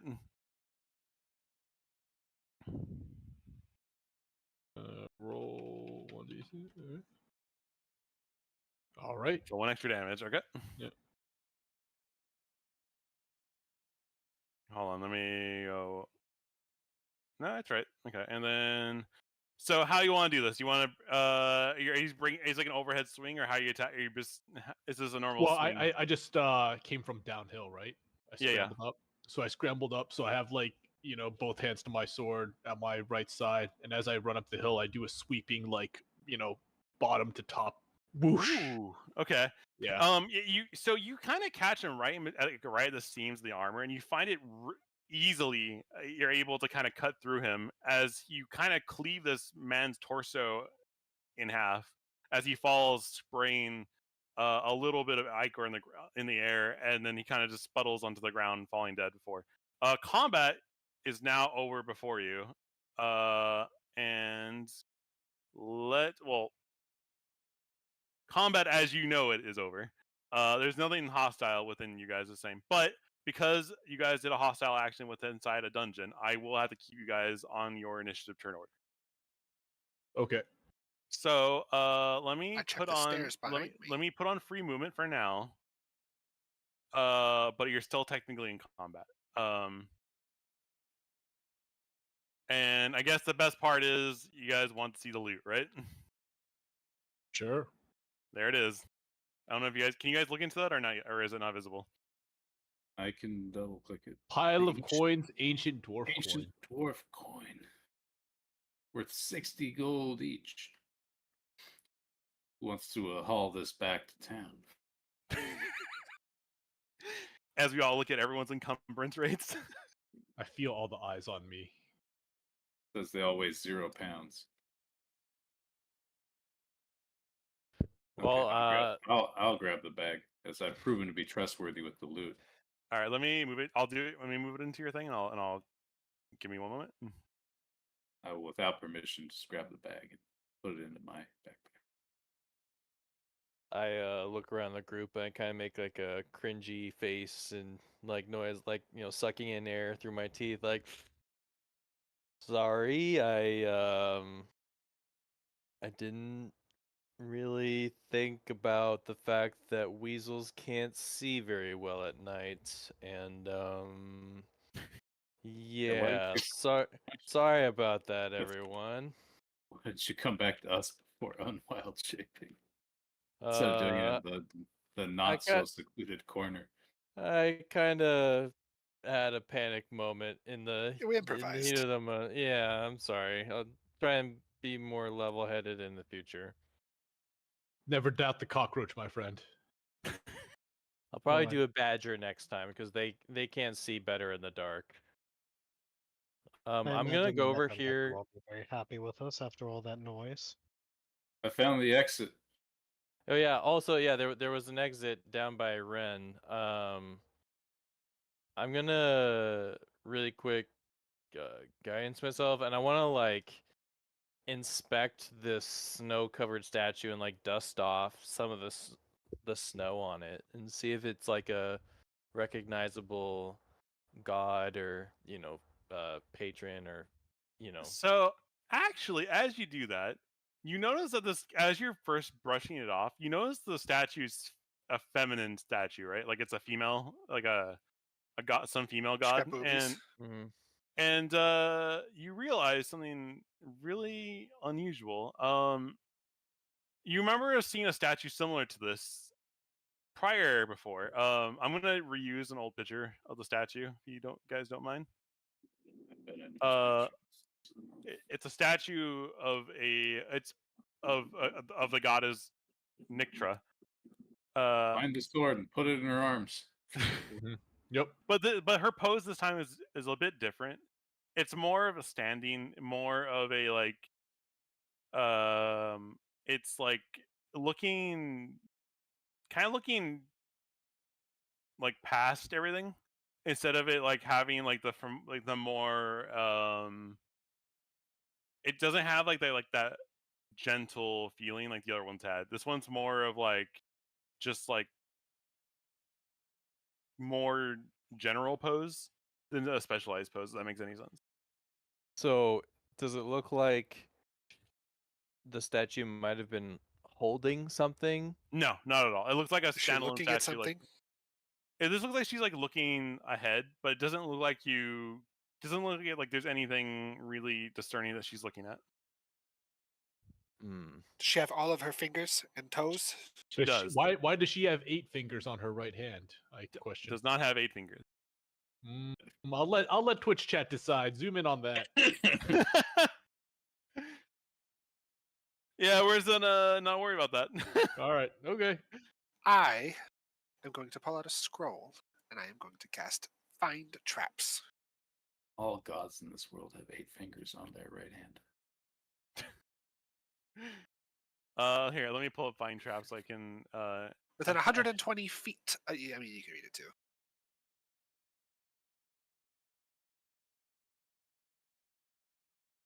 So when it comes to the scrolls, they act a little bit different. So I have to. You sense the presence of any trap within range, within line of sight. A trap for the purpose of the spell includes anything that would be inflict a sudden or an unexpected effect that you consider harmful or undesirable, which is specifically intended by its creator. Thus, the spell in a alarm. You do not sense any traps within 20 feet of you. I say as much. Within 120 feet. 120 feet Yes. within line of sight. Yes. Basically, this room. Yeah, no, you don't see any. You don't sense any traps in the room. Okay, I believe this room is safe. Well, I see the exit. I know some of you were interested in killing the necromancer. Well, I'd like to take a look at these tombs. I sniff the air and see Yeah, if I give me a can strength smell check. any treasure. What? You want to open them up, right? Yeah. Strength check. I'll keep an eye out. Where's I'll hide and I'll keep an eye out. I'll join Kiragar's effort and I'll try and Let's go. Intercist the grave robber. try and open one of these here. Okay. So you kind of, instead of sliding off this sarcophagi tomb chest like Topper, you kind of just lift it off and just kind of like move it aside, like no worries. Yeah, you just kind of brute force it, right? And you find that this tomb is empty actually. That like it looks like a dwarf was belonged here, but it just is empty now. Okay. Can I search for any hidden panels or the other treasure that might be in a little more tricky location? We scour the room for anything. Give me a perception check. Okay. I will aid you in your treasure. Or in perception check. Oh, come on. So you do know that it is common that a lot of these catacombs do have hidden hidden platforms or hidden treasures, but this tomb, like you can suffice that you're onto the right idea, but maybe not this room or sarcophagi. I'll give you that much of a hint. That's pretty good for a 5.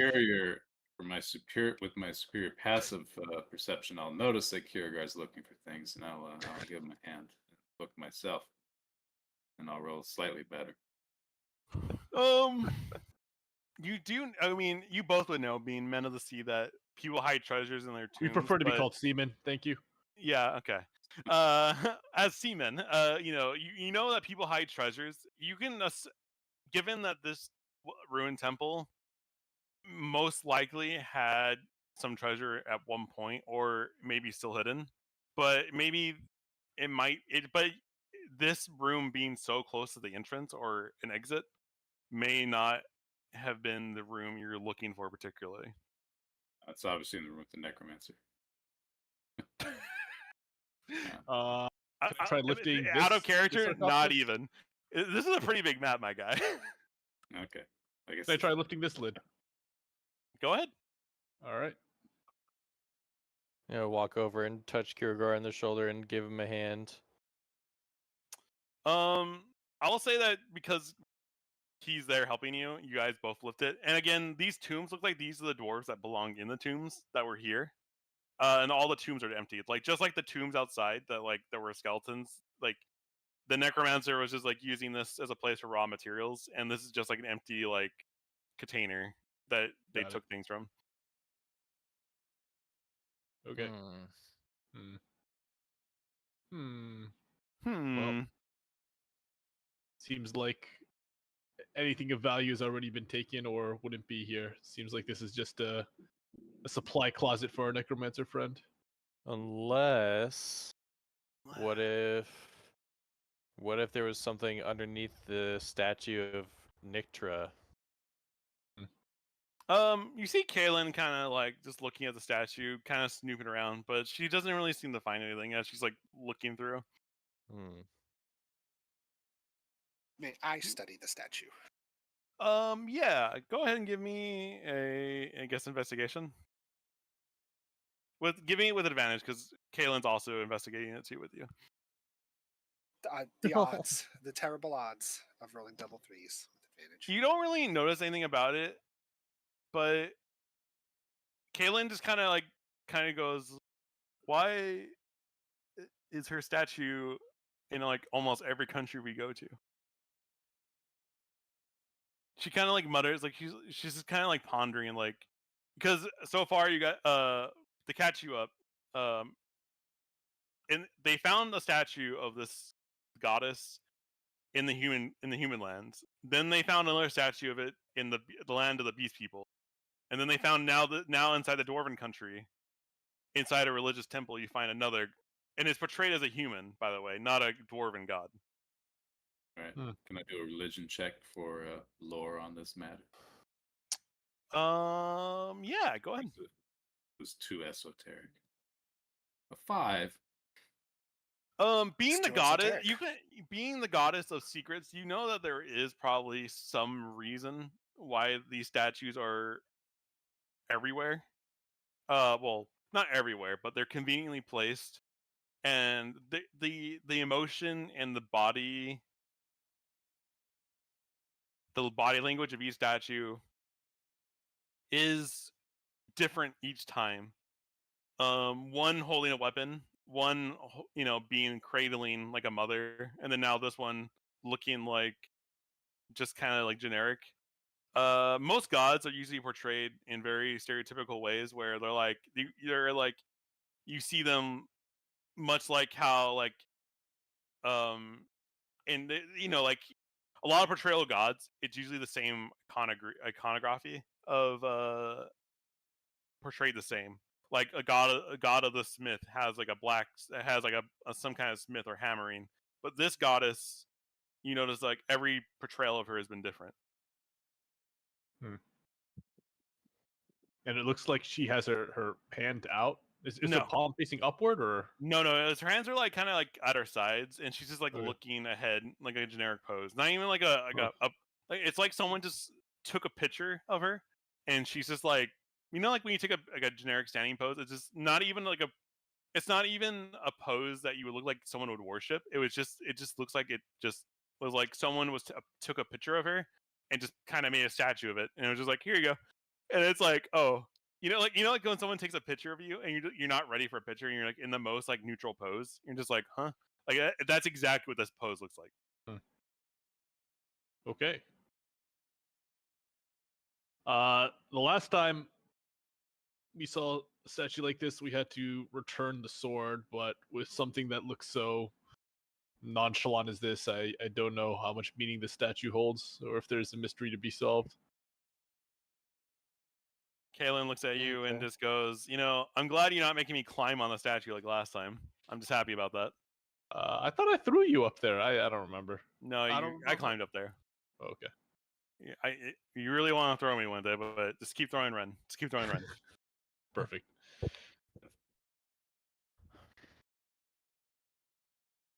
All right. Well, should we confront the necromancer, or should we explore the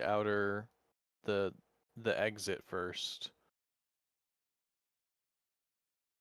Yeah, like look around to all the group members. Not sure if it's the exit. Using forbidden knowledge. Perhaps we should continue through and secure the exit first. Great idea. As you guys get through, the snow is a bit denser and the wind's kind of blowing through a bit harsher. So you notice that anything that requires perception or maybe hearing too will be at disadvantage going through here. Indeed. Okay. I look and listen really hard. I look back and call, Dair! Double force. Fred, we require your song and your elf ears. What about our fears?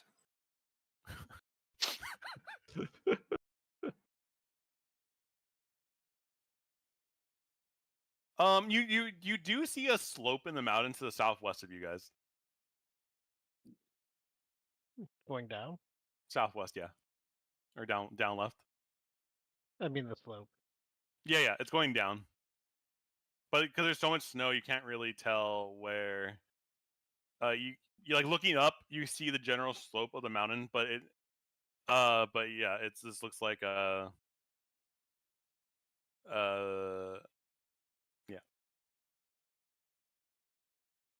Oops, sorry, hit pause by accident.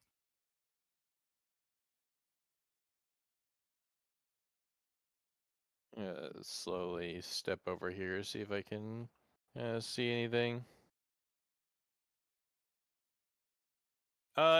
You see, you're kind of like you see the cliff side like ascending from where you are. You probably have to go further west to get to the end of the slope. For where you're going, though, you see a doorway, to your north, where the snow is kind of blocked off. And then you realize you can keep going from the outside if you want to as well.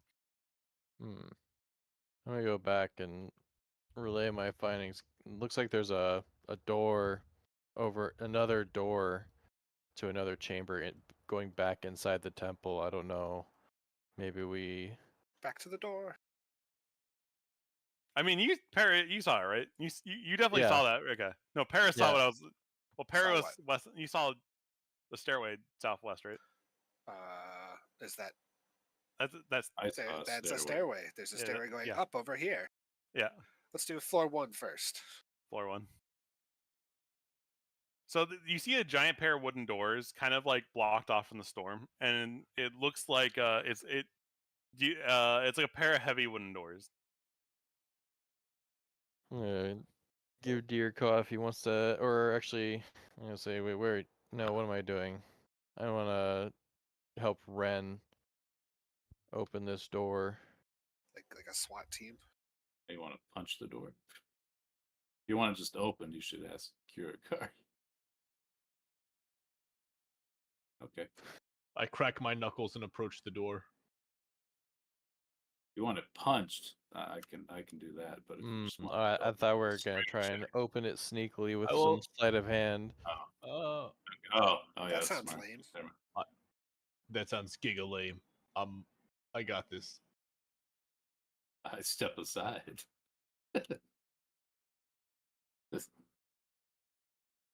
Are you using your sword? No, Or I'm you're trying using to my push it up? claws. I'm like It's a opening it. straight So you definitely feel like the door would have been pushed open easily with your strength, but there seems to be something blocking the door from being pushed with your strength of 21. Jeez. It's lockpick. Is it the lock that's preventing it? That could be a chance. It's locked in some mechanism that you cannot ascertain from the side. Would you like to attempt? I pull Yeah, out go my ahead.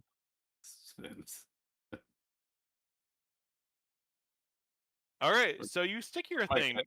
So you go to lockpick the door, and you realize this door doesn't have a traditional lock on it, and you kind of put the lockpicking tool through the crack, and you feel like there's just like a piece of wood across from it, and you kind of just lift the locking picking tool with both hands, and you just hear a clunk on the other side, and you hear like a 2x4 kind of fall as the door kind of just starts to open up.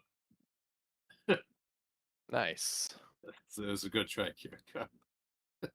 Yeah, it's like one of those barricade locks. So someone puts a 2x4 blocking the door. And he used his lockpicks to lift it up. Yeah, like chopsticks. They're really He's good right. lockpicks. I mean, yeah, if you know, I'm not gonna. I guess it goes to floor 2 anyway, as the stairs up. Goes to the necromancer. And you see, it's a similar locked door, but it's do you guys leave the door open, or are you guys going through? Of course we leave it open. Fuck this place. Kiragar's not inside yet. Yeah, I'm just catching my breath after that immense physical feat. Whew. The most immense. If we're gonna do it attack, again. I think this leads to the necromancer, and this is the longer way to reach him. The other way might be better.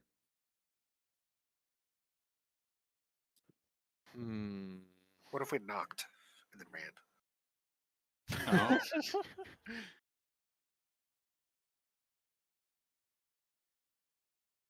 So give me a you know what? Who has a perception? Ren and Vulcan with a perception of 16 and 20. You guys notice that there's no light at the end of the side of this door.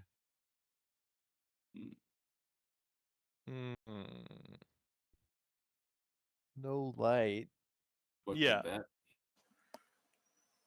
Like you notice that like before there was a red light you could peer into, but now there's like no red light. He's gone.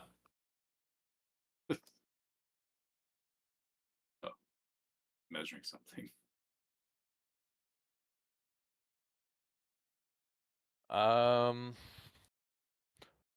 Well, maybe he is really gone.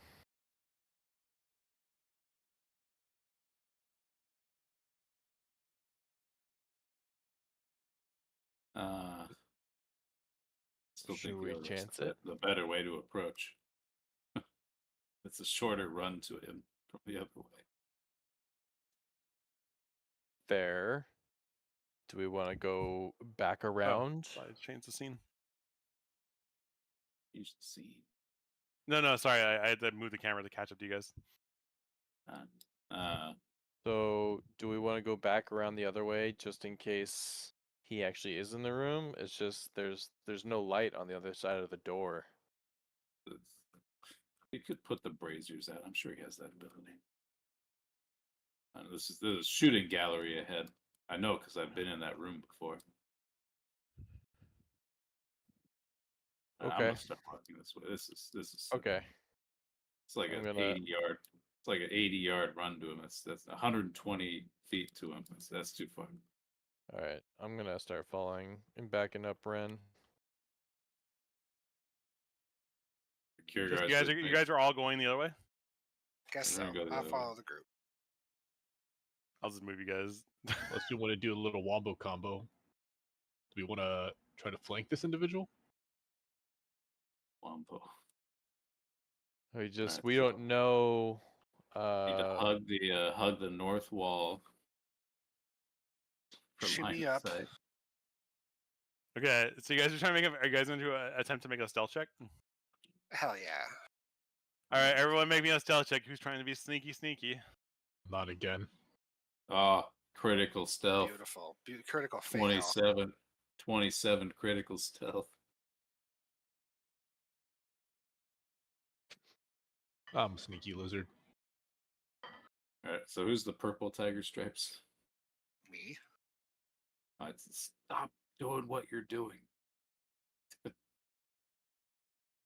magical pouch is full of very expensive and very loud reagents. It's a good reason to stay back. Oh, right. baby, love to see it. Okay. Brum, brum, brum, brum, brum, brum, brum. Okay, so you guys are all walking into the room stealth, all right? Supposedly.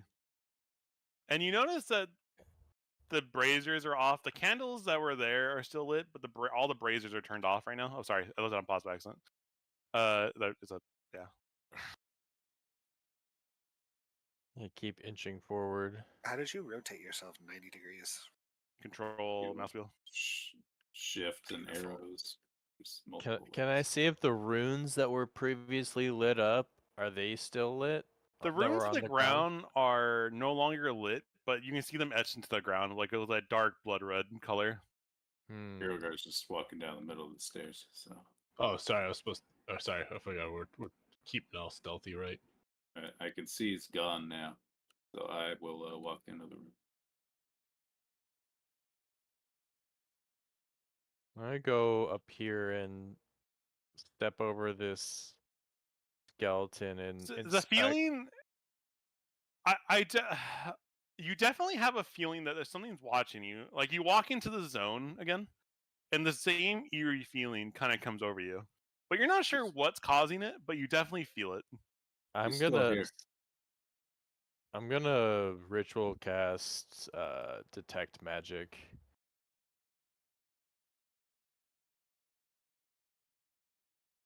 So you're taking 10 minutes to cast it again. Yeah, I mean we're probably gonna be checking this out, so Okay. Inspecting the room and So, whatnot. as you look in the room, you definitely see a lot of like crannies and cracks in the room, like that go even to the ceiling. They're a couple inches apart, and some of the this place has not really been horned down, like well done. Like Dyer sees a giant crevice into the wall. It looks like going into some kind of cavern of some kind. You see a bunch of kind of like ornamental stuff for worship of some kind of dragon of some kind, but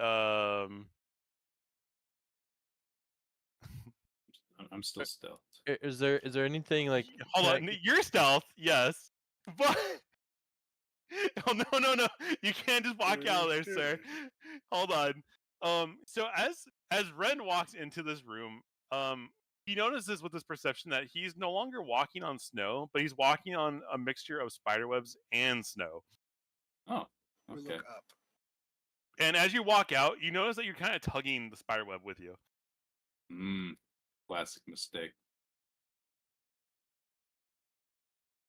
While this is happening, can I do like a, I guess, Spiders investigation down that check? way. To see if there's anything of note or like that's like on his altar that he was kind of at earlier. So yeah, you see this yeah, with 11. Okay. So you see this this skull of a green dragon. It's not like a adult dragon. It looks like a younger dragon because there's some green scales still on it. And you can definitely tell that like this cult worshipped from give me a history check actually too. I'm going to see if you know this. Sure. You're a half elf, so I don't know if you know this offhand, but let's see. Oh, that's good enough. Okay. So you know that the Emerald Dawn worshipped a green dragon lich, a Draco lich, and the Draco lich was a you notice that this Draco lich was like one of the key servants of the god Archon. So a lot of the stuff they first started off as just like, hey, we're worshiping this dragon. And then they decided, we swapped to like worshiping what the dragon worshipped. Okay. Fairweather zealots.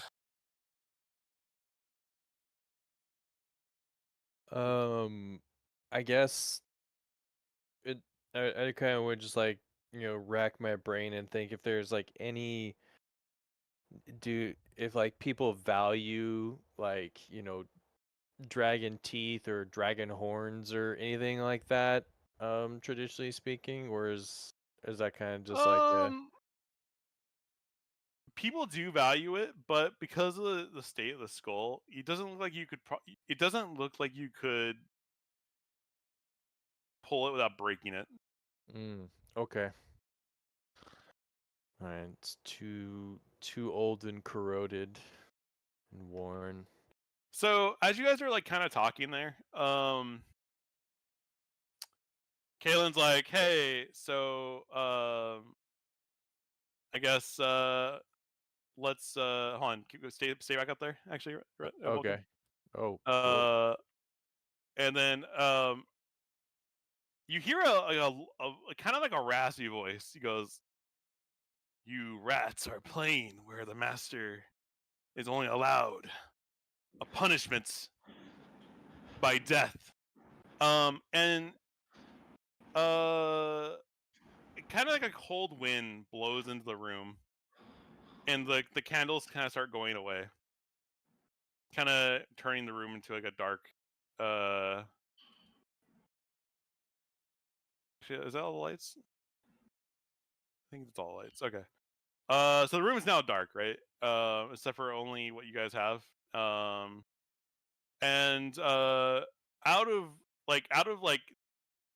the high ceilings, you see you feel a wig. You hear a loud. Wait, no one has light right now, do we? Or does anyone have? I have. I think my torch is still on. Can I cast prestidigitation to reignite one of the braziers? Sure. Which one do you want to relight? Let's do the one that we're closest to. This one here. If you can see what Okay. I'm playing. So you light the brazier, and then you see a figure like a black mask kind of pop out of the ceiling from above, where like kind of like oozed out of the ceiling, and you see it kind of like attack Kaylin from above, knocking her. Ritual circle. Hold on. What is this? It's. Hold on. Give me a second. Yeah, I gotta do this properly through the mechanics. Let's see. Is it just? Is that what it is? It's just okay.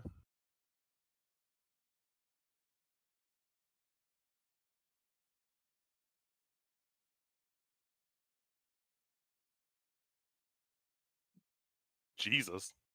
Yeah, you see Kaylin immediately go down.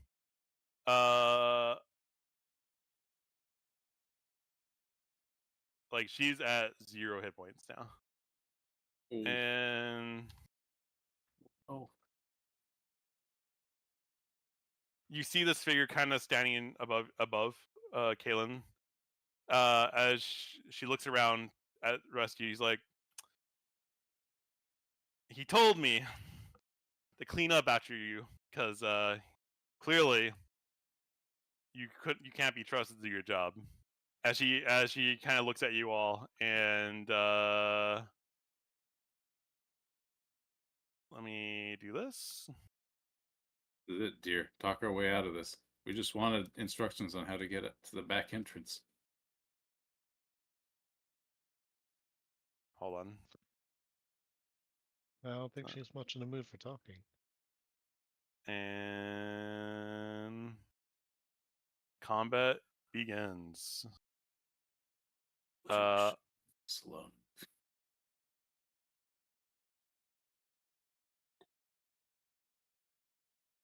All right.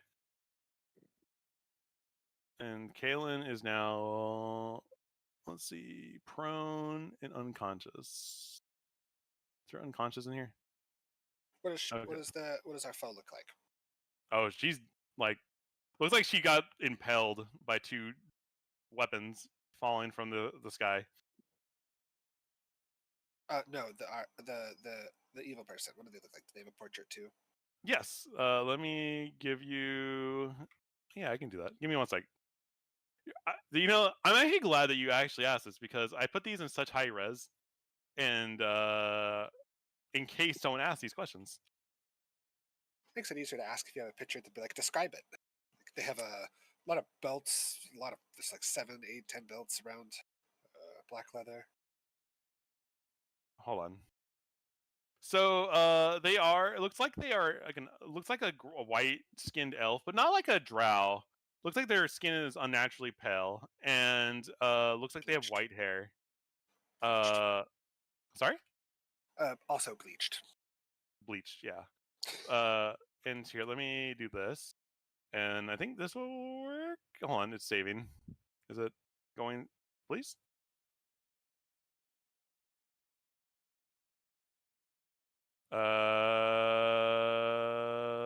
There. That's what she looks like. She looks very competent. Yeah. Wearing leather armor, and has 2. Her blades look like they're like manifestations of shadow themselves. So they don't look like they're natural like metals. No. And also, where she came out of, it looks like she kind of look like there wasn't like a place for her to come out of the ceiling. Like, you look above, right? Like when you're just scanning the room, she looks like she came out of the cracks from the ceiling. All right. Shapeshift. Back to sorry. ooze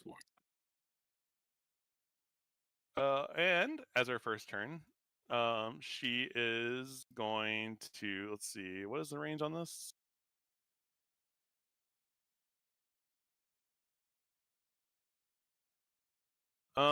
With the, is it bonus action? Okay, hold on. What? Sorry, this because you lit this brazier, so I have to see what the distance is on this. 40, 80 down. she is going to.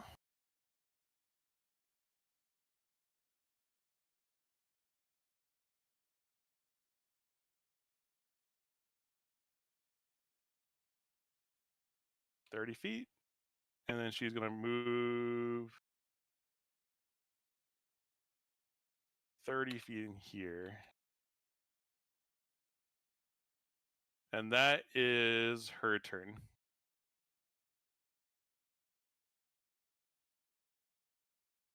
Ren, you're up.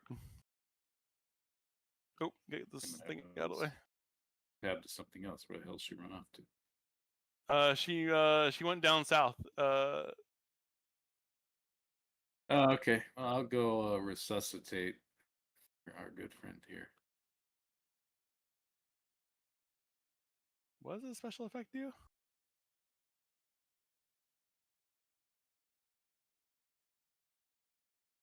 Okay.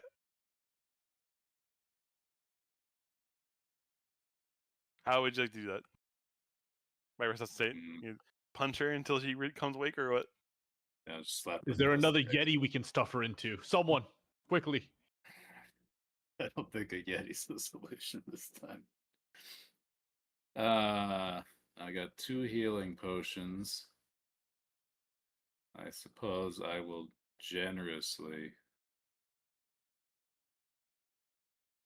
I mean, that's pretty much my only option, right? Yeah. So the wound. So as you're giving her the healing potion, you notice that like the wound left this weird. Like you see like this purple effect. It doesn't look like naturally. Like I'm not like a purple where it's like poison, but it definitely looks like there's some kind of magical effect to the wound itself, kind of like stopping. Like it's you notice that there's some effects from just glancing at it. Okay, this is a job for you. Okay. Is that's she the end is of my she turn. paralyzed?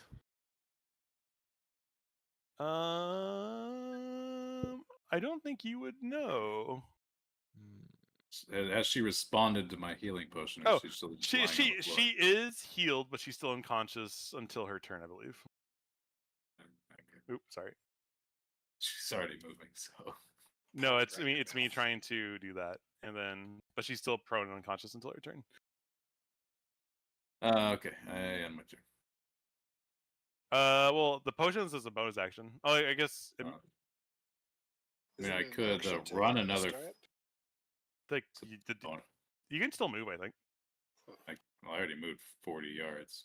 Oh, did you? Not too keen on. I'm Oh, not too keen on. I didn't see the running X. another Yes, you're 40 right. You're yards. right. Yeah. Okay. I could, but it just doesn't sound like a good idea. So I'm going to stay put. Okay. I guess I'll dodge or something in case she Okay. tries to fall out of the ceiling on me. Okay. Para. I'll move a little bit into the light so that I can see. And where is she now? She looks like she ran down south out of the light into one of the crevices in the walls.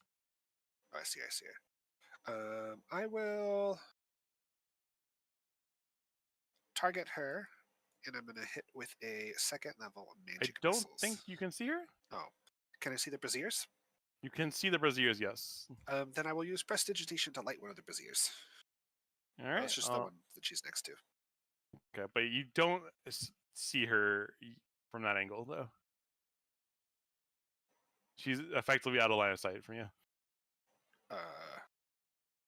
If you were further down, it'll make more sense if you were deeper in there.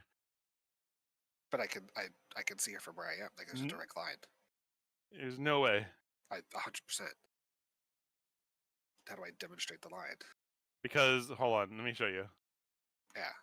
See? Yeah, but she's not there.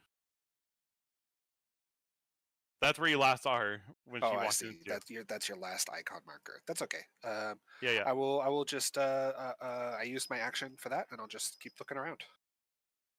I guess for players it might be different, or you might need a refresh because she had to go. She went down that direction, then she had to do it right. So maybe her going into the darkness didn't register for you. I don't know if it did. It has her standing right by the brazier. Maybe hit refresh. It might be gone when you refresh it. Okay. Is that your turn? Yep. All right, Dyer. Take 15 feet of movement here.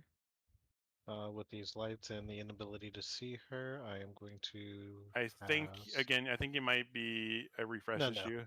The inability. Like Oh, she's not there. sorry. Okay. Yeah, you're good. I'm gonna cast a mirror image, Okay. and then I'll move forward a bit more, and in my turn.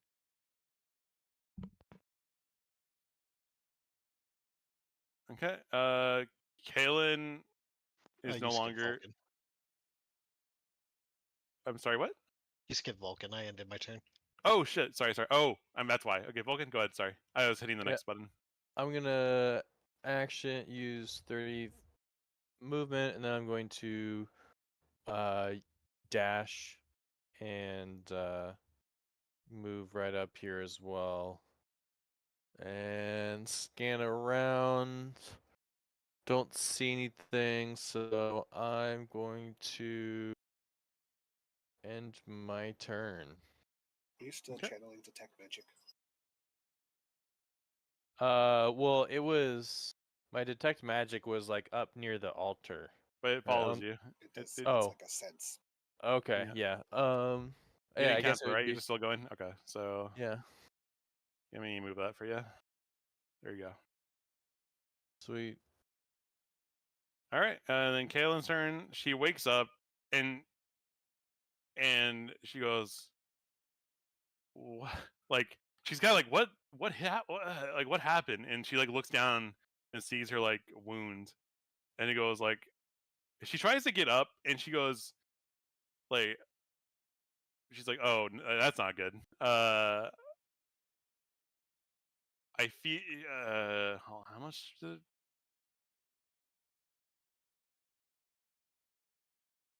really? She calls out. She's like, I think her weapons sap your strength. Be careful. As she kind of like she uses her half her movement to get up, and she kind of like starts like trying to get to this wall over here. Her half movement is she gets like over here, and she kind of like stands up and stands against the wall.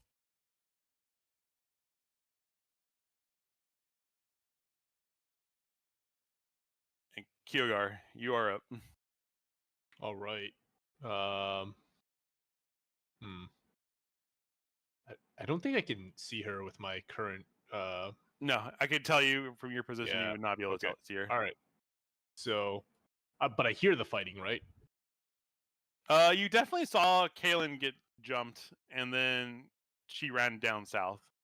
Okay.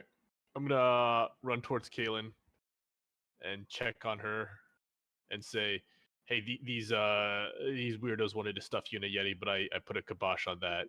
You owe me one." And then I search around to see But we did where stuff the her in a Yeti. Well, We I was gonna dragged the say, Yeti. Yeah, again. stuff her in a Yeti again. All right. Oh, okay. And I search around and I don't see the Shadow Assassin. And then Nope. I say, Kaylin, which direction did she go? I don't even know what attacked me. All right.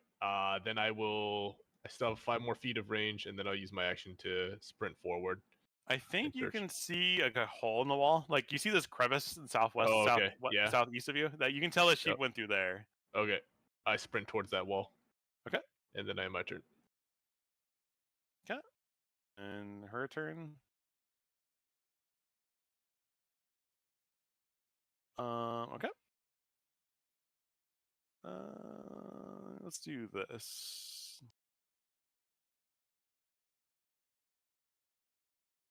Okay, that's her turn. Ren, you're up. Yeah, I got a flanker. That's Okay. the smart way to do this.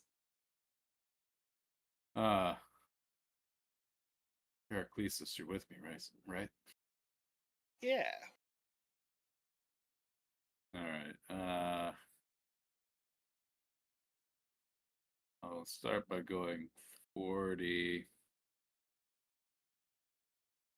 Then can I just watch really carefully? Keep from slipping past me. Yeah. At this point.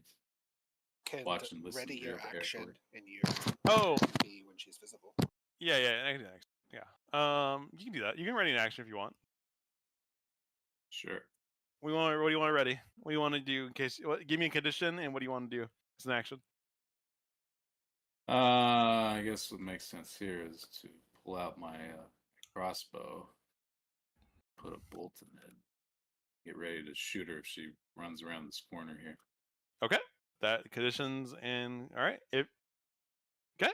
Is that your turn for now? Suppose I have to leave the torch out so I can actually see anything. So I'll put my Yeah. scimitar away. And that'll be the end. Okay. Para, you're up. All right, I will follow him just a little bit, and I will watch the darkness that she ran into, and I too will ready in action. The trigger is her being visible again, and I will magic missile her. Okay. I got the spirit gun ready.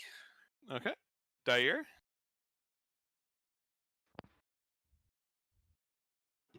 Is it possible to move through the space that this is occupying? Yeah. Okay. I'm gonna move right here, and then I'm gonna drop Caltrop. Okay. Nice. Get crafty. I can't place the template, but I want to place it in the opening just south of me. How big is the range? It covers a 5-foot square. It better. Don't those things weigh like 5 pounds? It's Hold 2 on. pounds. Just so I get the space right, a 5-foot square like this big. Yeah, a square. Yeah, but just Alright. south of me. We're gonna change the color to not that. We're gonna do like a gray color, like south of you. Got it. And then I'm gonna give Vulcan an inspiration and end my turn. Okay. Oh, so you Vulcan. threw. So you threw the caltrops at the entrance to the room. Yeah, in case she comes back Okay. out. Okay. I'm going to. Let's see, I was right here.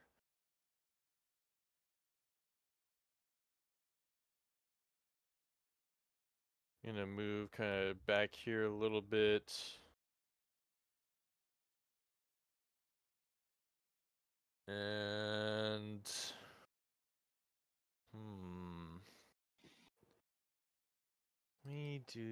let me look at this really quick. Because this also provides illumination.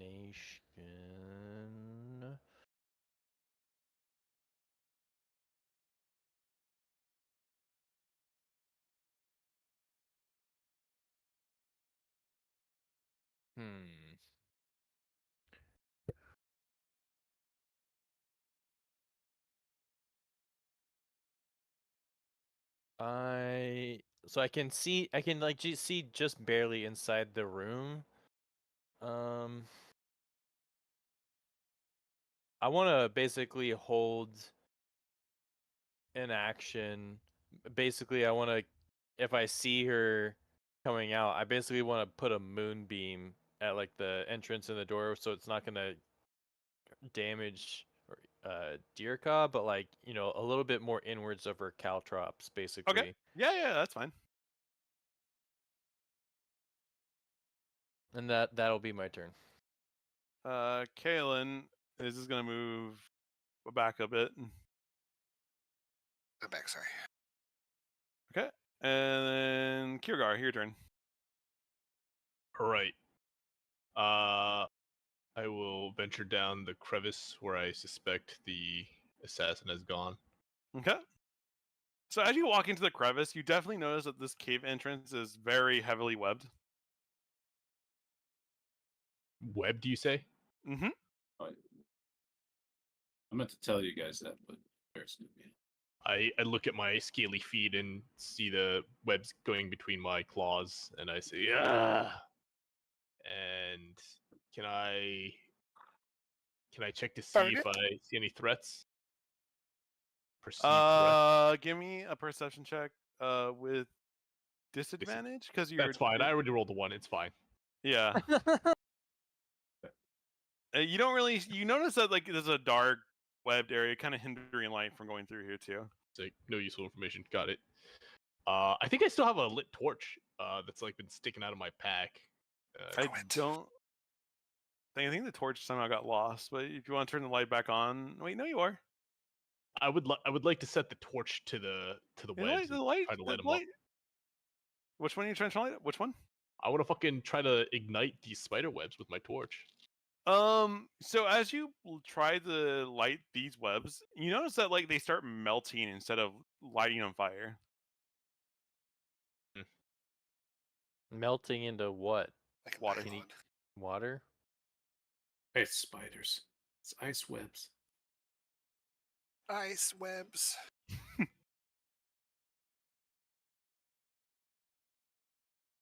Anything else besides that? Nope. I think I have 10 more feet to go. Okay. I screamed to my companions. Hope you're not afraid of spiders. Webs all over this place. Ugh. And I venture forward and end my turn. Okay.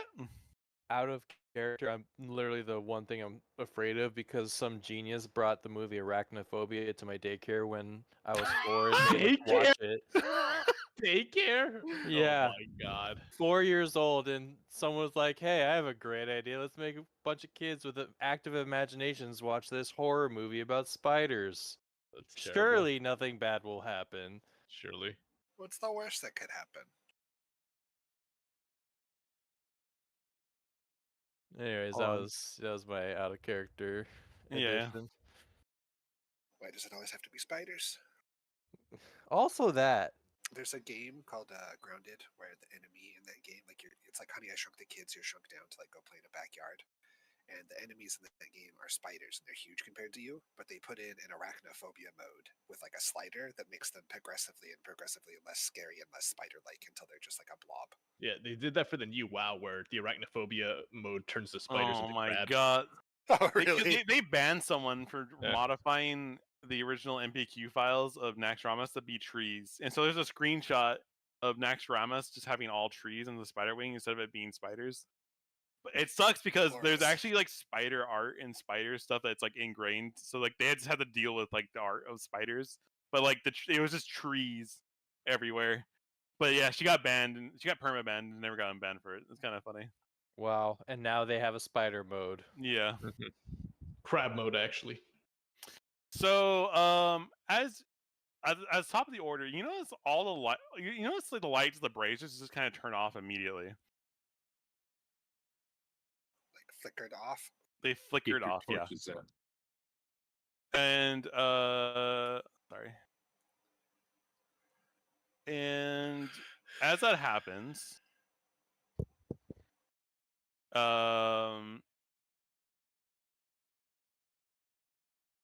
you hear this liquid sound kind of rushing ahead of you, or not ahead of you, but like above you, Para, and you Above feel me. above you, yeah, and you feel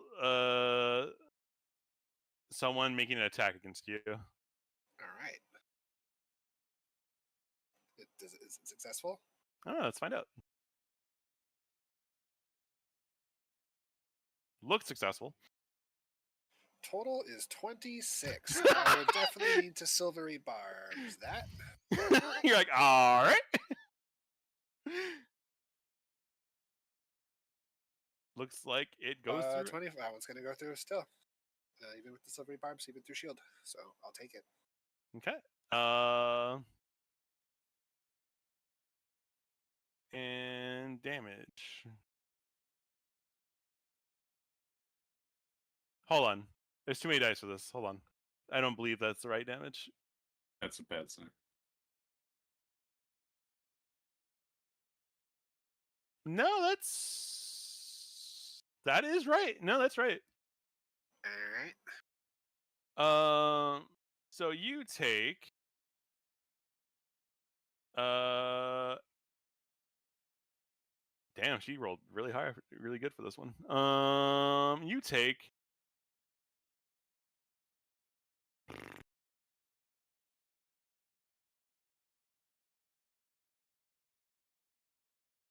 18 damage.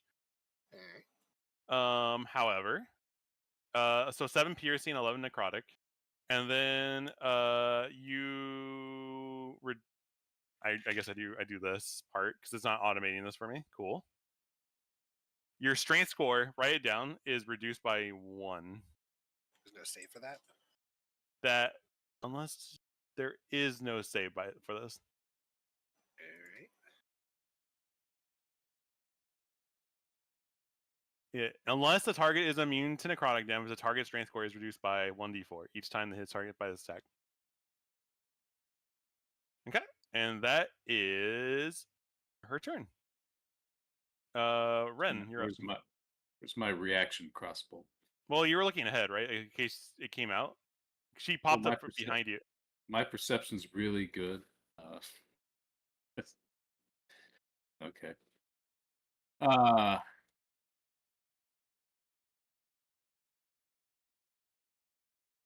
Pull out my scimitar. Okay. Dive in. And I punch her. I'm just going with puncher. All right. You know, I use the handle of the scimitar. Strengthen the blow. Okay. Brace the fingers. Let's see the Demugi. Also, do you guys want me to turn on health shared so you guys can see each other's health? Is that? It's not breaking anything. It's just a preference to you players. Do you want me to turn that on for you guys? That'd be cool. Yeah. Is there anyone opposed to it? I should ask right now. I should. No. No opposing? Okay, hold on. Do you want to do like all the time or hover over? Like see them hover over the Hover. Hover? I need nameplates at all times. Thank you. Okay. So now we have a general bar to describe people's well-being. Perfect. For your allies. Yeah. Yeah, it's only allies. Don't worry, you didn't give. Do I need to reset to see it? I don't. Nope. No, I'm working. I have to do it manually. So I have to do it. Yeah. So para, you get up 3. I think I had to do Ren. I'm doing Ren right now, but yeah. Anyone who got damaged can see it right now. Wish I had stunning strike. Was that Ren's turn? I'm gonna punch her 2 more times because the hell else am I gonna use this on? That should hit. Huh? 1 and 1 more. Oh, so close to that 20. Big 4. And that will end my turn. Those are all magic if she has resistances. On magic. Oh, I forgot you do magic damage. Hold on. Let me do this. Let me go back. Let me hold on. And 7 and 9. 26. I'm going back and redoing the damage, right?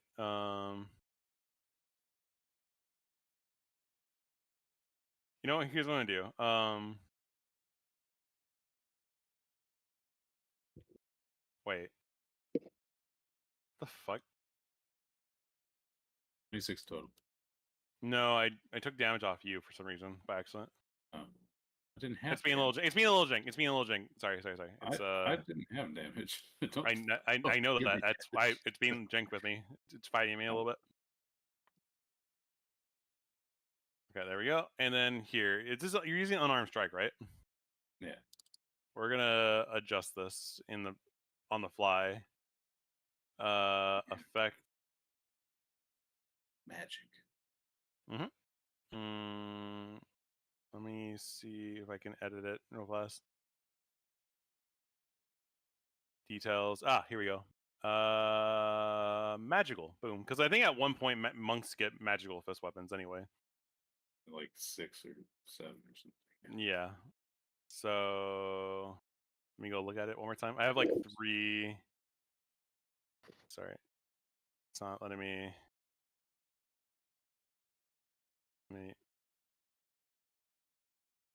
Description. Properties magical. Okay, boom. It's not gonna bug me anymore for that. Got it. You're fixed. Right. Easy. Okay. And my turn. Okay. I will. I should have been. I Para. should have moved here for advantage, but I guess I hit all of them. Could have crit, but I'm I pretty will good at forgetting that. Misty step away.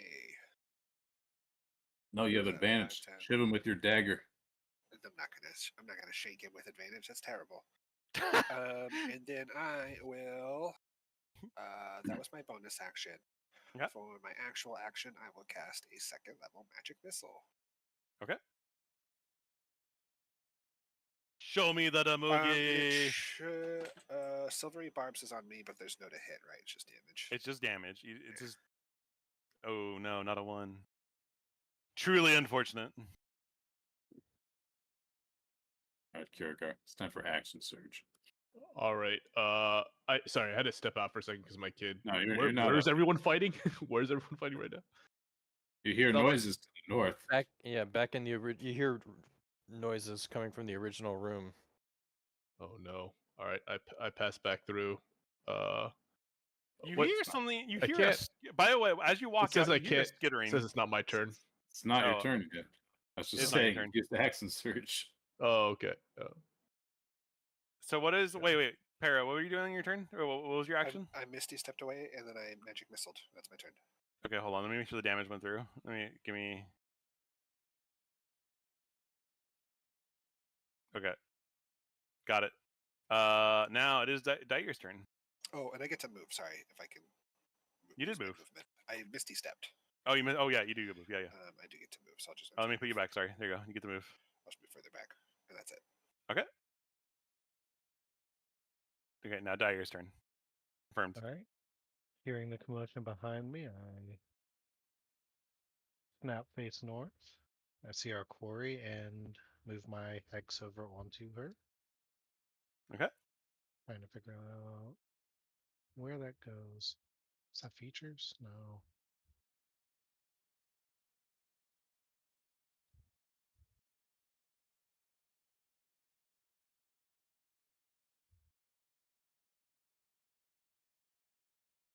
That worked.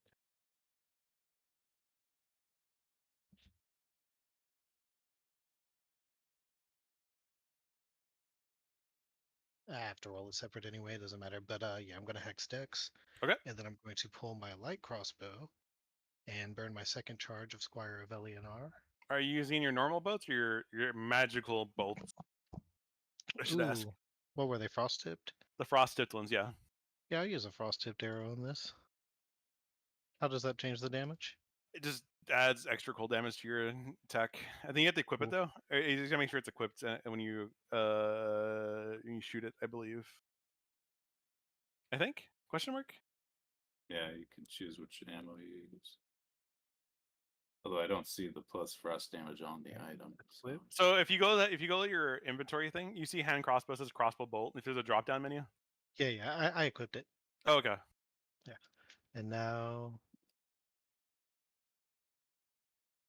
Squire of Elionar burned, hex applied, heavy crossbow shot.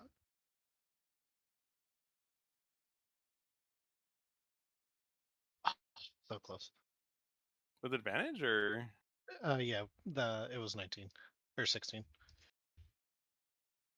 No, it hits. So- It hits a 16, but how'd you roll 2 dice? I'm kind of confused with that. Squire of Elionar. Oh, right. Yeah, sorry. Yeah, sorry. I make the attack with advantage, and if it hits, I add a d8. Oh, okay. Well, it definitely hits. All right.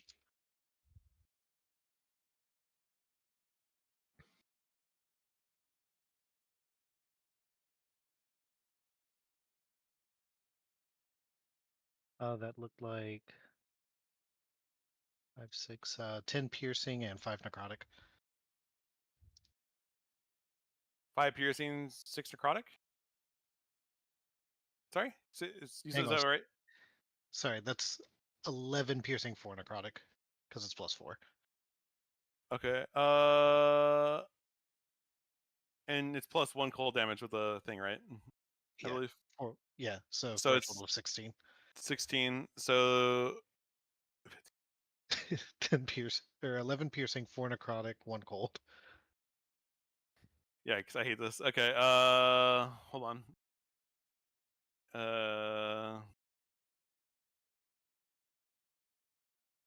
Okay.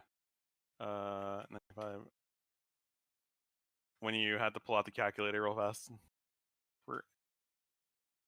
Please don't delete the character. Okay, excellent. Okay. And then I'm going to 5-foot step out of sight here and in my turn. Okay. Vulcan, you're up. Okay. I am going to cast Moonbeam on. What does Moonbeam do? Hold on, let me look at Moon. I'm reading while you get it ready. And I'm just gonna cast it directly on her, where she currently is. 5-foot radius. Okay. But I'm guessing I mean, I have to draw the thing, right? yeah, and so it's just gonna be directly on her, so it won't damage Ren. But That's a 5-foot cylinder, yeah. yeah, but I don't think I get to do the damage for it until it's her turn. Yeah. Yes. So, should I just roll the damage now? Nope. For that? It's wait for me to start her turn, and Yeah. Okay. and I pray that I can do this. I'll make it blue. It says enters for the first time on a turn, so it does do damage on cast. Oh, nice. Oh, for the first time. Yeah. So yeah. All right.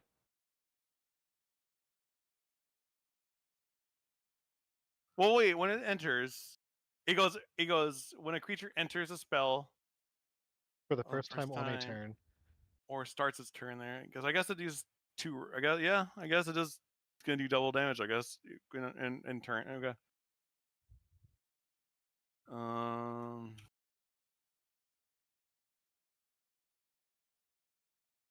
And so it will need to do a Constitution saving throw, or it'll take 15 radiant damage.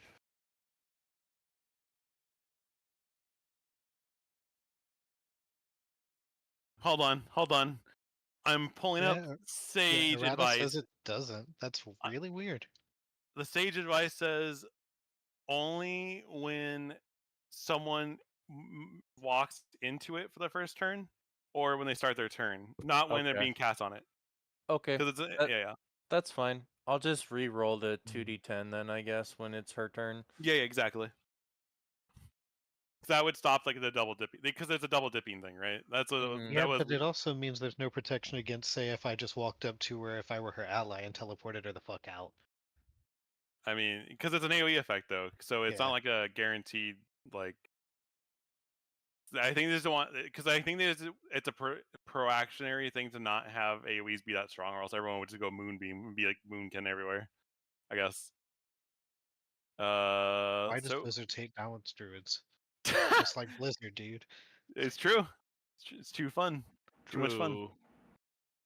And then after I doing that, I'm going to look behind me, and I'm going to look at Philip. I'm like, hey, Philip. And I'm gonna hit him with a level 1 healing word as my bonus Call action. him Philip, dude. That's so.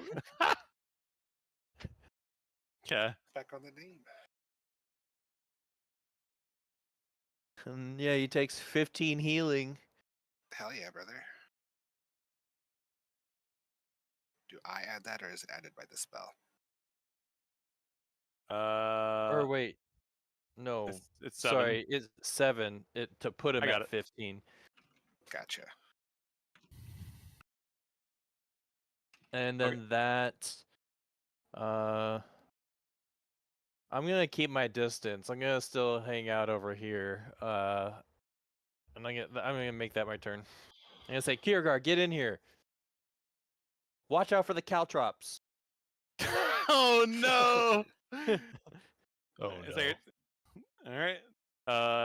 Kaylin's gonna run up with her turn, having reduced strength, and she's like, and pulls out her chain, trying to kind of restrain the assassin.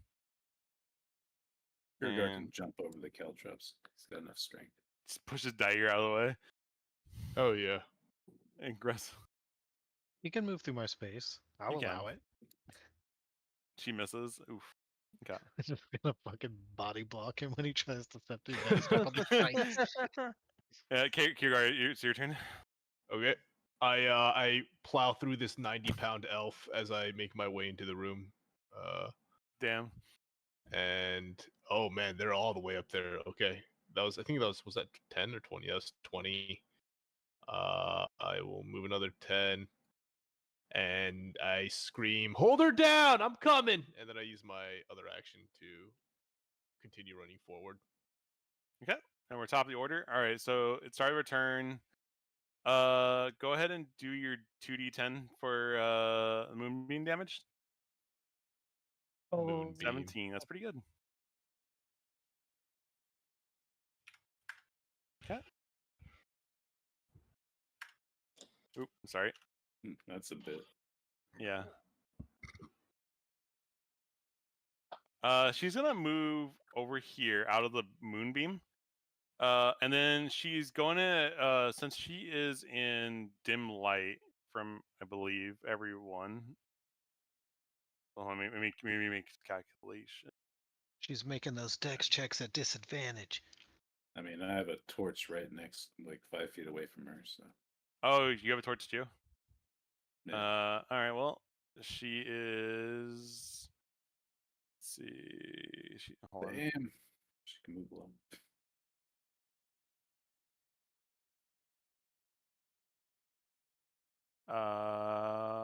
Hold on. She's going here. Okay, make an attack of opportunity while I'm standing next to you. Well, this one might as well be my sword. Okay. My sword.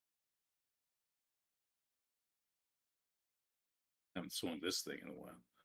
Nice. Okay. Nice rolls. Okay. Although wait, this isn't magical. No, it's not. And she runs over here, and then you see her kind of just like poof into smoke. Okay, so you keep her doing that over and over. No, wait, when she drops out of the ceiling, that's when she's most dangerous. And that is her turn. Ren. Time to regroup. I'm gonna. In the murder circle. What about the circle? The murder circle. Mhm. Murder circle. Yeah, the circle's Defensive giving her circle. powers. No. That's when you and your buddies form a circle so that you can murder No, anything that's- that approaches. That's what I'm gonna do. Okay, I'm going to. This doesn't really matter. I'm gonna go here. I'm gonna re-ready my crossbow with its ice bolt, and I'm going to. So you need 5 more. 10 more actually. I'm gonna look to the north for when she pops back down. Okay. So Okay. And I'm guessing you guys. So you have her eyes kind of towards the ceiling, getting ready for her to pop up again. Yeah. Is that your turn, right? yeah. For now, you held action. Okay. Para, you're up. I guess. As what's my up? bonus action, I will heal myself with a No, little I'm done. healing Okay. word. Okay. I like how it doesn't tell me my own rolls. I That's get a new 6. feature. It does. It's just kind of loading. Just So give it a second. I'll be. Does it do it automatically, or do I set it? No, I had to do it. I think, but it's not. There we go. +6. There you go. I guess it's like kind of. I don't know. It's loading or I don't know what it is, but yeah. Move up slightly, and I will prestidigitation this unlit brazier. Oh, it poofed me there. That was kind of cool. Okay. And that will be my turn. Okay. Dyer. You're up. All right, gonna walk out into the open here and call out very loud, "Give me your best shot!" And then ready my action to take a heavy crossbow shot whenever I notice her appear.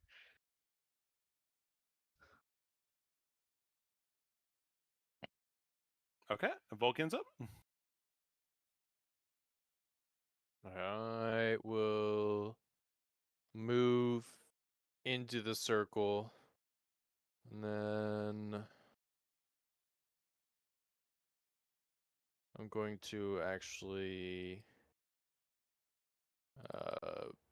put basically both of my fists kind of like to my shoulders in like an X shape. I'm going to cast healing or cure wounds on myself. Okay.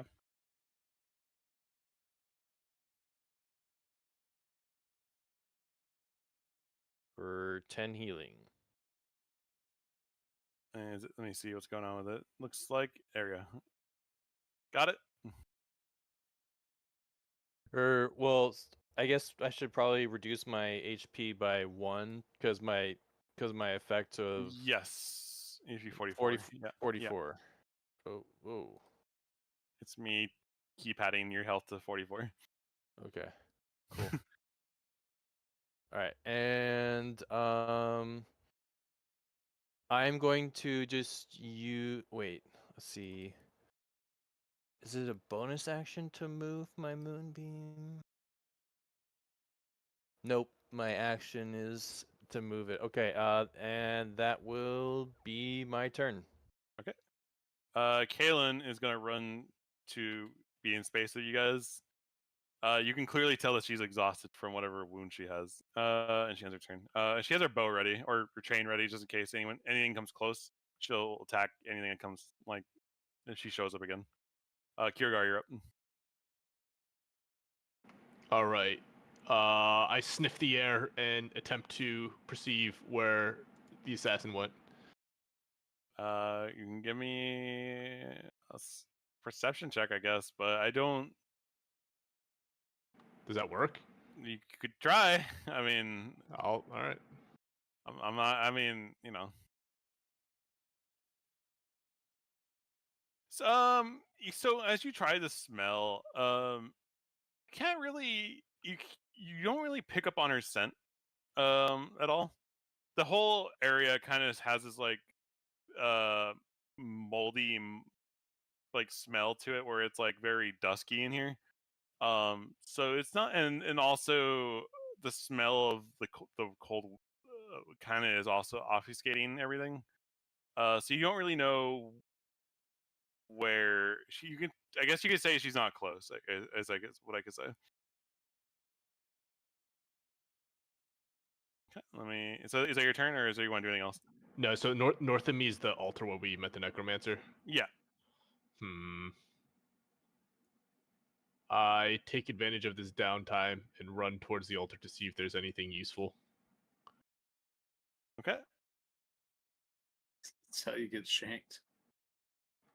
That's fine. My homies will fucking back me up. While we wait for her to make her appearance, I start rummaging through this stuff and I taunt her. Okay. Saying stuff about, oh, it would be a shame if someone bled all over these sweet scrolls. Good thing there's no one here to stop me. Yeah. Oh, man. Oh, I didn't know that this necromancer had a crush on you. That's so embarrassing. And then I keep yelling random shit to taunt her and my turn. Let's see. Who has torches out right now? Kyogar and Ren. Sorry, who has what right now? Torches out. Yeah. So at the start of the turn order, you guys notice that your torches just turn off. Like ominously. That is ominous. I'll turn this off. I got it. I believe there's no more torches, right? There should be all the torches. The brazier.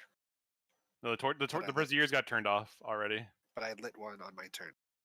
This one. Oh, yeah. No, that one went off already. Right. Yeah. I think you guys are in darkness now. I believe. I think there's something not in darkness. Hold on.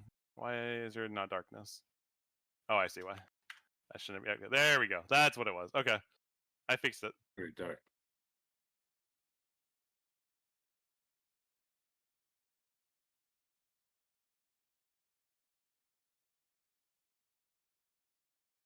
Okay. Ren, is your turn. Well, I'll put my crossbow away. Pull out my sword and guess I'll dodge. Okay. I'm gonna stay put, and I'm gonna be listening because really good at listening. Okay. Para, you're up. I am going to again light this fire brazier next to me since we need to be able to see. Okay. And for my bonus action, what do I got? Oh, we light can't turn the range. lights. We can turn the lights back on. You can, yeah. It's just that something on someone's turn just can turn them off. You know? I have nothing else. I'll just save my reaction for if there's a successful hit. Okay. Okay, Dyer, you're up.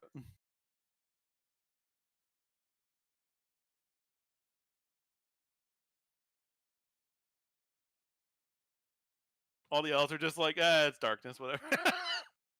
Yeah, it is what it is.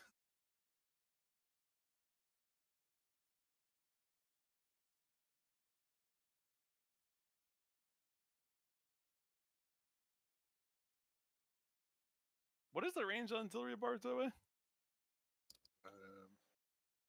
to look 1 sec. Oh, I'll look it up. 60. Probably Okay. well out of range, or except for my friends. I think that's one of the spells that's going to get nerfed next D&D version. Seems pretty good. Saves people.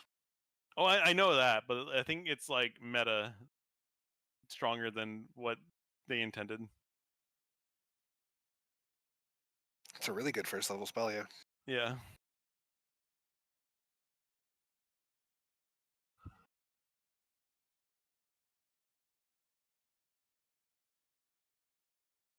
That was it for me. Oh my god, I'm fucking mute. Yeah, Oh, I was God. about to say. I was like, I think he moved, but he's muted. Yeah, where's Kiergar at? North, very north of the room. Remember, I'm taunting the assassin with all of her books and diaries and her In darkness. I just couldn't spot you, and for whatever reason, you were frozen in roughly the place I am now, and I had just tried to give you inspiration. Yeah, I'll just hold this corner and keep Okay. my eyes open with an action ready to shoot. Okay.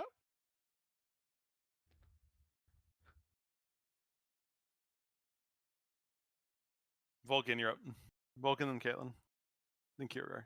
All right. I'm going to let's see what. Here, wait. I need to go back. I'm going to kind of. Actually, not gonna stray too far from. How far does the torchlight reach from Ren's? Is it 10? You see the color? You see that's how far the light goes, and then like as soon as it goes darkness, like it's gray. That's the dark vision. Okay. I'm just going to just use an action. Just say, well, here goes nothing, and I'm going to just use my action to move my moonbeam 60 yards to this spot that I'm currently hovering over. Okay. And just take a wild guess and see if I get lucky. It across the room. Yeah, exactly. Okay. Yeah, rocks are getting kicked up and shit. I wish the spell worked where anything you drag through it would work, but it would only work on its movement rather than it being on its turn. Because that would be like, I just drag it across the field. Yeah, just like drawing laser beams across the ground, basically. An ion laser, just yeah.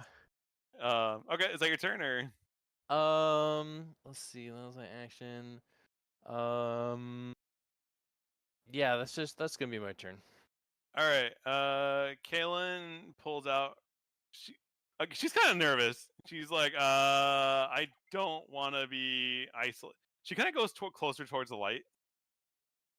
Actually, I think she's gonna go next to Ren, and she pulls out her bow, and she's just like, okay,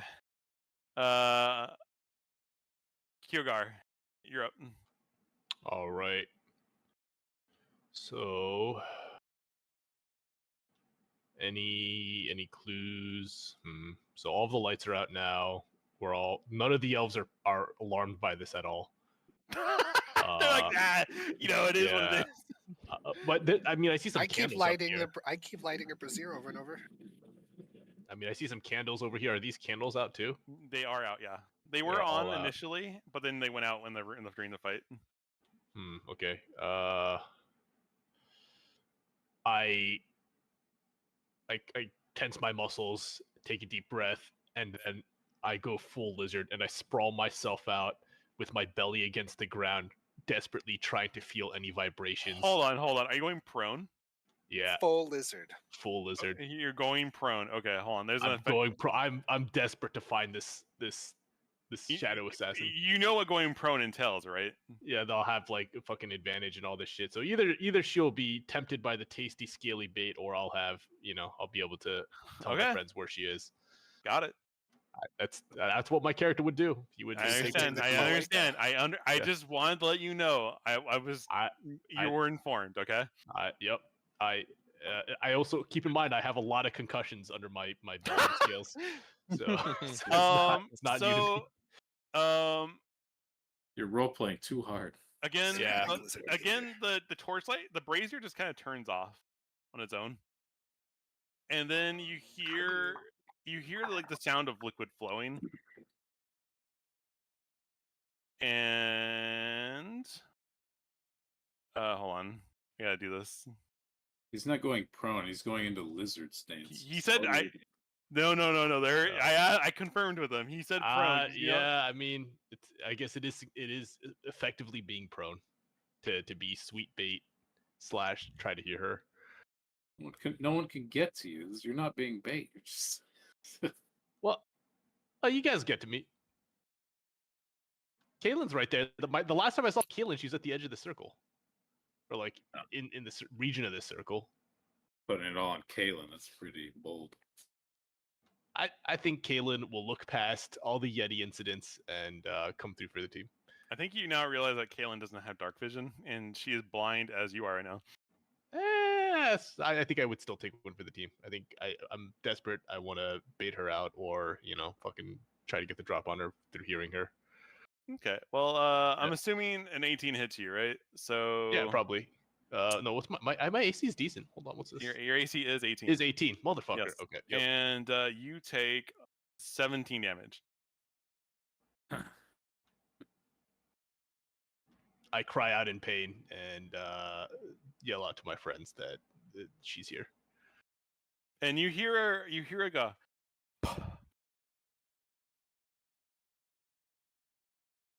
And that is. It is now Ren's turn. Oh, okay. You're enshrouded in darkness. You're hearing the noise. You're a, and then you hear something like falling, and then you hear a metal like against clang, and you hear a like Kira gritting his teeth as then you hear the sound. I'll run 40 feet. I'll pull out another torch and light it, I guess. Okay. So for the record, you're not losing torches. You're just having the torch go out. Oh, okay. So just for the record. Same torch. Oh my god, she disappeared after she yanked Kirigar. He's still prone. Yeah, he's still prone. Okay.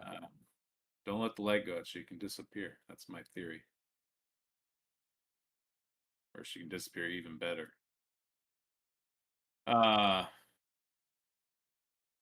Lighting a torch, is that an action? Let's find out. Torch if you make torch. a melee torch. Is lighting a torch a action? That's actually a most common thing.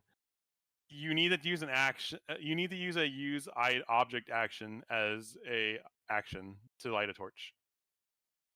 There you go. All right. Well, doesn't matter. I will. I'm going to rule bullshit and we're gonna roll that lighting a torch is bonus action, like eating a potion's a bonus action. All That's right. I'm ruling that, unless you guys disagree for any reason. It's fine with me. Okay. I will. DM rules coming in hot, you know. I will ready an action to. So pull my. No, fuck that. I'm gonna dodge. Now that I'm in range of everyone. But I will say, if you guys want to ready a bonus action as an action, like you can do that if you if you get what I'm throwing at you guys. Ready. I can ready a relight of a torch. Is that what you're getting at? Maybe. I'm not gonna spoil things, but you know, you can. There's some big brain plays you can make. I already used my bonus action, so it's relevant right now. I mean, other people can do it, other things, you know. So you're not the only one here, you know. I was saying about me. I can't control their actions. They're their own people. Yeah, I know. Yeah,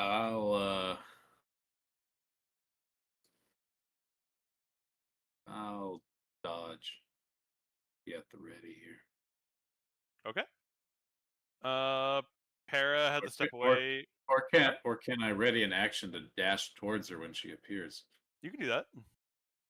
Yeah, I'm gonna do that. As I'm, I have my back against this wall here. I guess I'm getting ready to run to the south. All right, so Para had to use Para had to use the restroom, so I'm gonna hold out for him. He's moving forward. And what spells does he have? What does he have in here that is super broken and busted as a wizard? I hate these spells.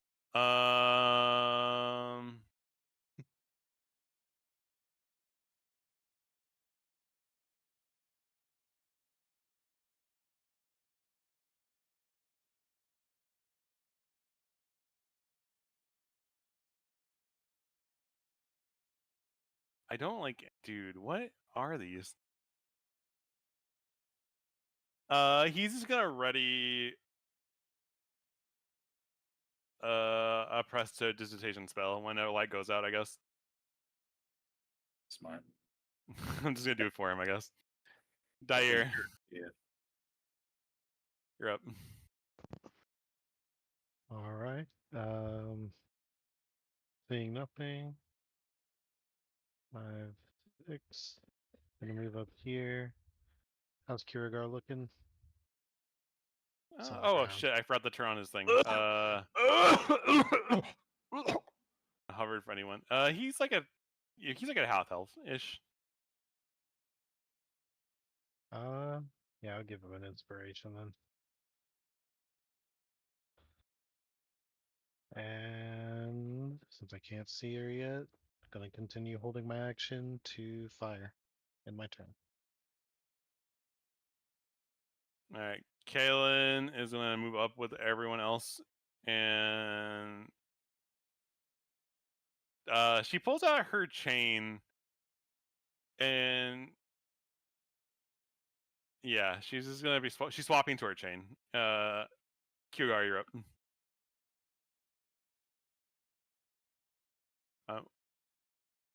I'm updating Does it take me an action to get me back on my feet? It takes half your movement, actually. Half my movement. Okay. I will use second wind to heal myself a little bit here. Okay. Is it add features? No, wait. Yeah, features.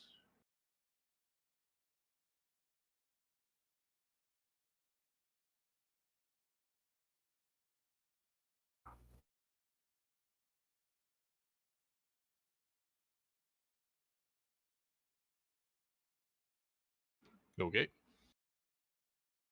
Hold on. Boom. There you go. Healed by 10. Use second wind. I think you have to target yourself. That's why it's not doing it automatically. Oh, I see. Okay. Yeah, I think the healing spells you have to target people still for the heal. Okay. I mean, but second wind can't target anyone but me. So it's weird. It's a mechanism of the automation, I think. Yeah, I get it. Well, actually, okay, all right. So I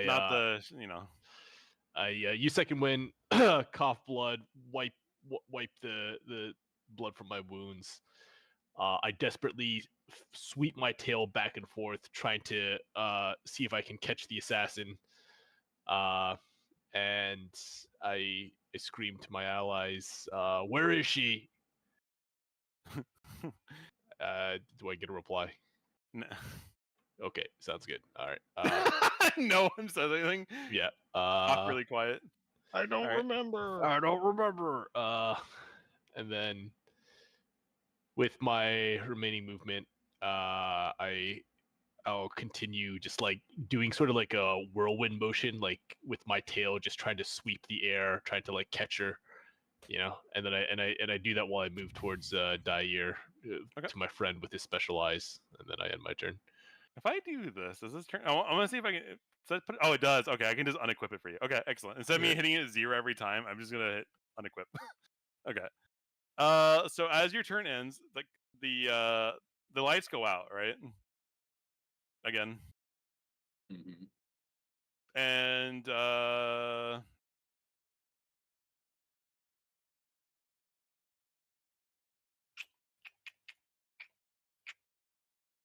question. Good question. Yeah.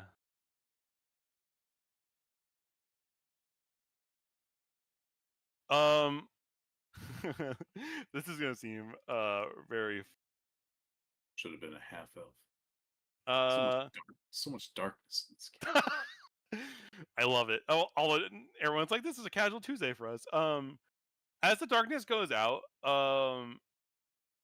Para is able to reactivate a light ahead of you guys, like one of the braziers ahead of you. Actually, let me hit one of the. Assuming that the brazier would be by Kiergar over there, right? So he turns the brazier on, and as he's like looking around, like, oh, I'm gonna get her. You see this like liquid shadow pour out of the ceiling as it forms into this it's this humanoid figure as it's the assassin popping out of like the cracks of the wall as she emerges and is making her attack from midair on Para. And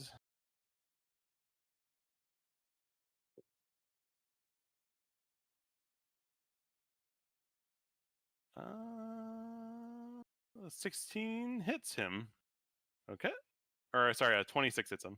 And then we're gonna do some Demugi. Can you remove my prone? Still says I'm prone. Yeah, I got you. You're just crawling the entire. No, I that's know. not what I role played as. All right. Am I able to take my reaction shot? You can. Why? What's up? I was just asking. Oh, okay. Okay. So, she's able to strike down Para down to the ground as he falls unconscious.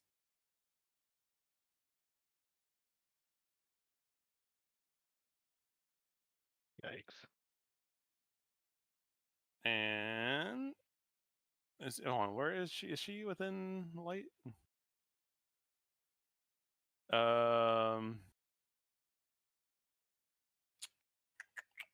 That is dim light. Okay. So she's gonna walk 20 feet this way, and you just hear a again, and she disappears.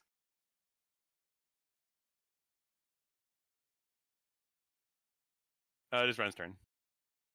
So I don't get to shoot. Oh no, sorry, you do. Yeah, sorry. Go ahead. Okay. I'll put her back in vision. Sorry, just for the sake of.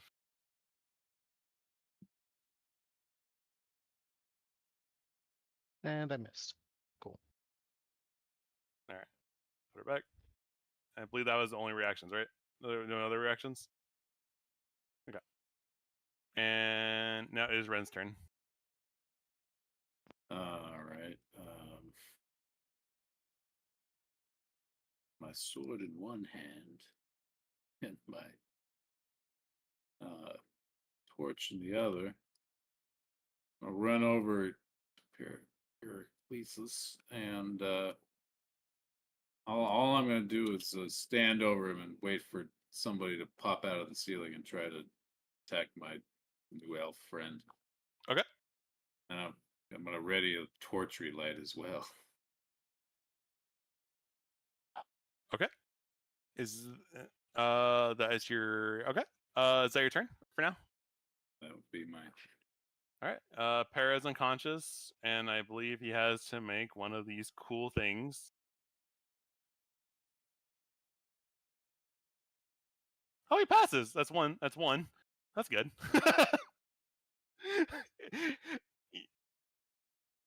Dyer, you're up. I'm going to start with a healing word. Okay.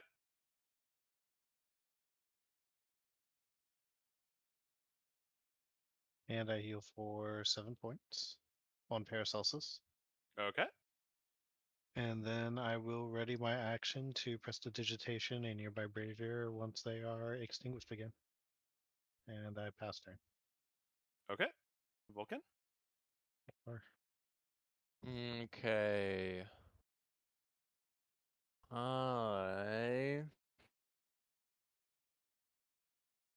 Let's see.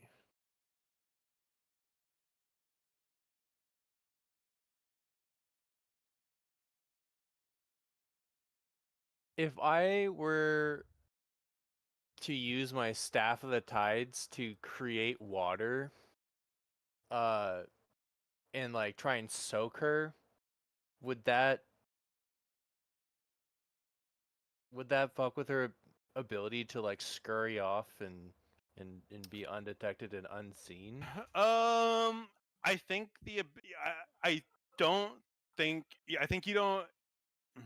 I think if you were dealing with someone who can, I'm trying to not tell you what the ability is. Yeah. I feel From like what the you were answer able is to no. see, she's able to turn herself into some kind of. She's able to reduce her form to go through cracks. So maybe putting something on her may not be effective. So, and she's not shape-shifting, right? No, she's not Okay. shape-shifting. I will. There is another creature that does this. That if you can pull me a history check, a decent history check, not a high one, just like a decent one, you could probably. I'll tell you the property that will maybe. Okay. Nope. No, unfortunate. Question about how a different spell works. Okay. Fairy fire. Yes. So,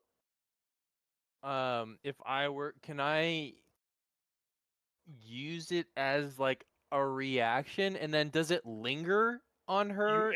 No. You. Okay. So let me answer this. You can't use it as a reaction. Yeah. However, you can ready it as an action to cast it, but then you got to remember, you when you ready an action like that, like ready a spell, it costs the spell slot regardless if it goes off or not. Yeah. So you can be like, hey, I'm gonna start casting Fairy Fire, and I'm gonna cast it right on top of her wherever she shows up within my range of 60 feet. But if she doesn't show up within the 60 feet, it's still the spell fizzles out. Yeah. And so the reason I'm saying that is it's not a reaction because let's say like she runs by you, and you attack her, that's a reaction. But that's not a full action. It's just like there's a difference in the time it casts a spell. So it's a technicality, but you can prepare a spell to be casted in case of something like that, but it still costs a spell. If that makes sense. Right.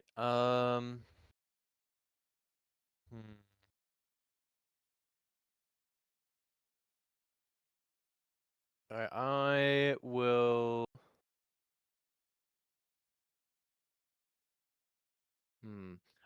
So I'll use my action to move my my moonbeam basically to 1 square above Kaylin. So I kind of like protect her back, And then I'm gonna use my bonus action to equip and light my torch. Okay, let me. Oh, you got it. Okay, good. So who has a reaction to light the torch again? Is it Ren? Me. Okay. I do too.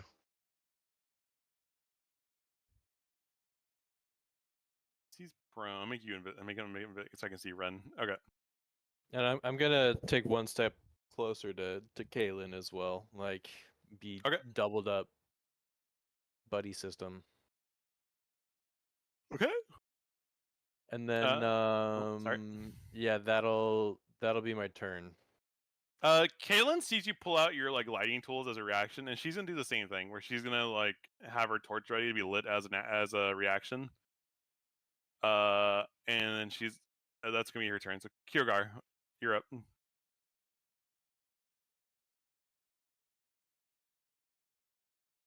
Kiergar. Yes. I'm desperate and sorry, do I remember the history check of the creature or whatever that I don't think you would, because since your background is more of a dungeon, more sailor type, you wouldn't know what creature this is. Not what creature it is, but what property it's using. Okay. Let's see here. I get next to Dair and I yell to my friends, what are we doing? Can we use the spider webs? I blurted, I'm clearly desperate, out of breath. Okay. Can we use the spider webs to somehow trap this lady? She's been running into the spider webs, no problem. I thought the spider webs were in the tunnel that we came from.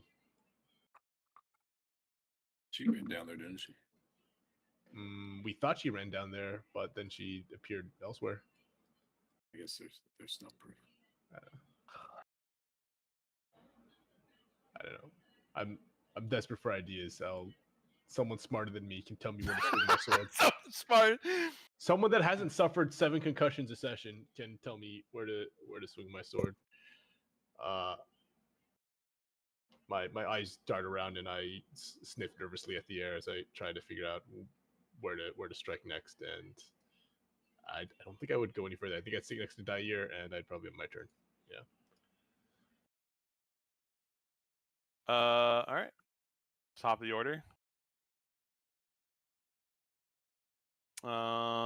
Again, so we're gonna play this out one by one, okay? So again, the lights turn off,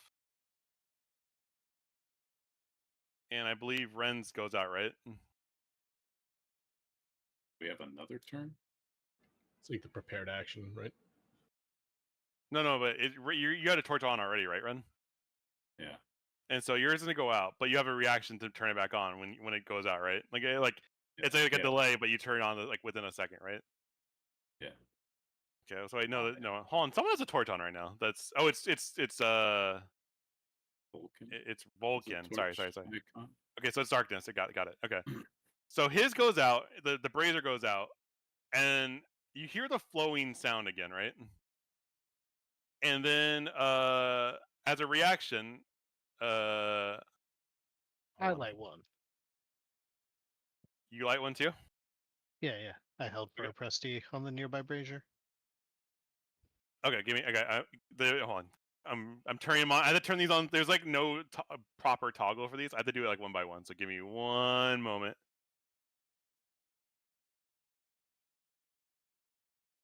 Where the fuck is it on, Kaylin? Okay. Excuse me?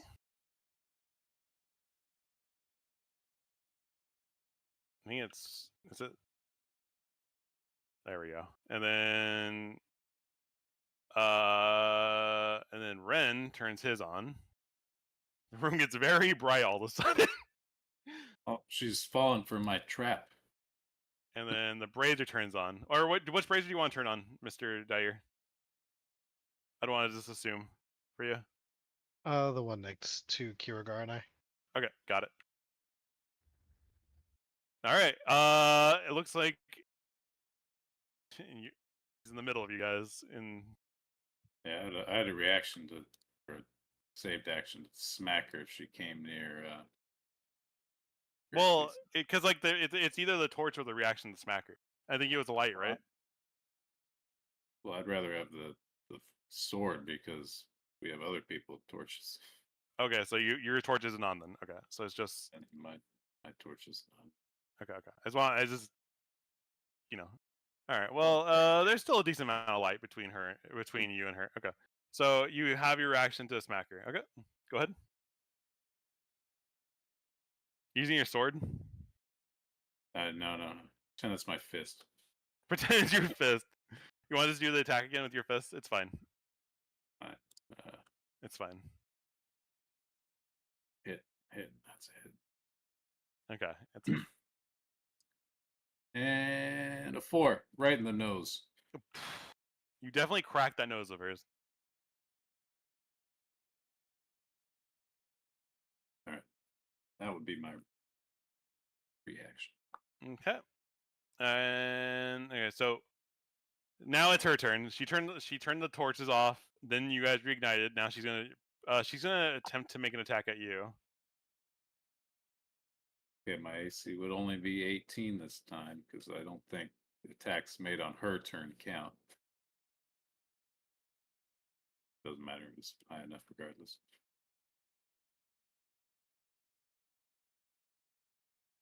Spicy damage.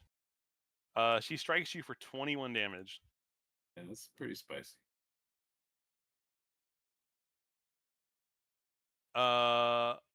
And then she looks around and she's realizing that she's like in the middle of light and she's like, fuck. And so she used her Disengage too. I get an opportunity. No, she does. You do get out. Yeah, I'm just measuring where she goes. Okay, you go ahead and hit her as she walks by.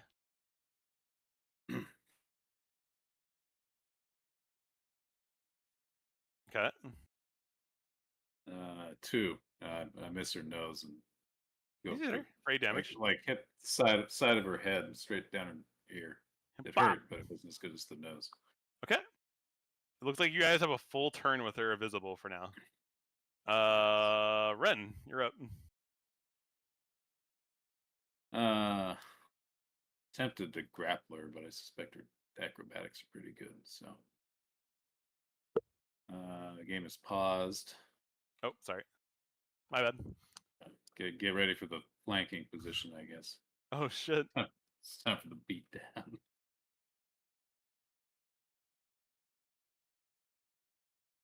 No. I am fresh out of monk points. Should so punch her again. Run it back. I run it. No. No. Not like this. Not like. All right. I'll end my turn there. Para is on the ground. Sorry, I turned him invisible. He's actually in this spot over here.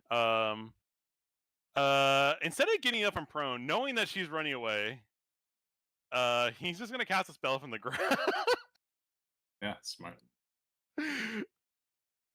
He's going to cast Maximilian's Earthen Grasp on her. I think. Maybe. Confidential. Yes. He only has one more level 2 slot. Okay. Use it. Oh shit. Wrong. Shit. Hold on. Let me redo this again. Because I bamboozled the automation again. Discard previous.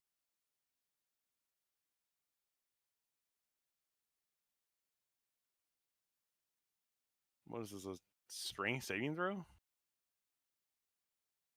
Oh, she fails that. She hard fails that one. Holy shit. All right, what's the effect of?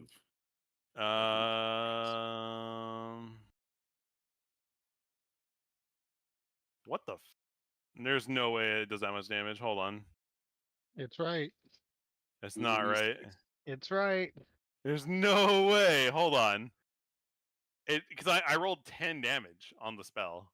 It's 2d6, right? And then all of a sudden it's doubling the damage. She had weakness to bludgeoning. Brittle bones. Did you give her the fucking undead template? Turned her into a skeleton?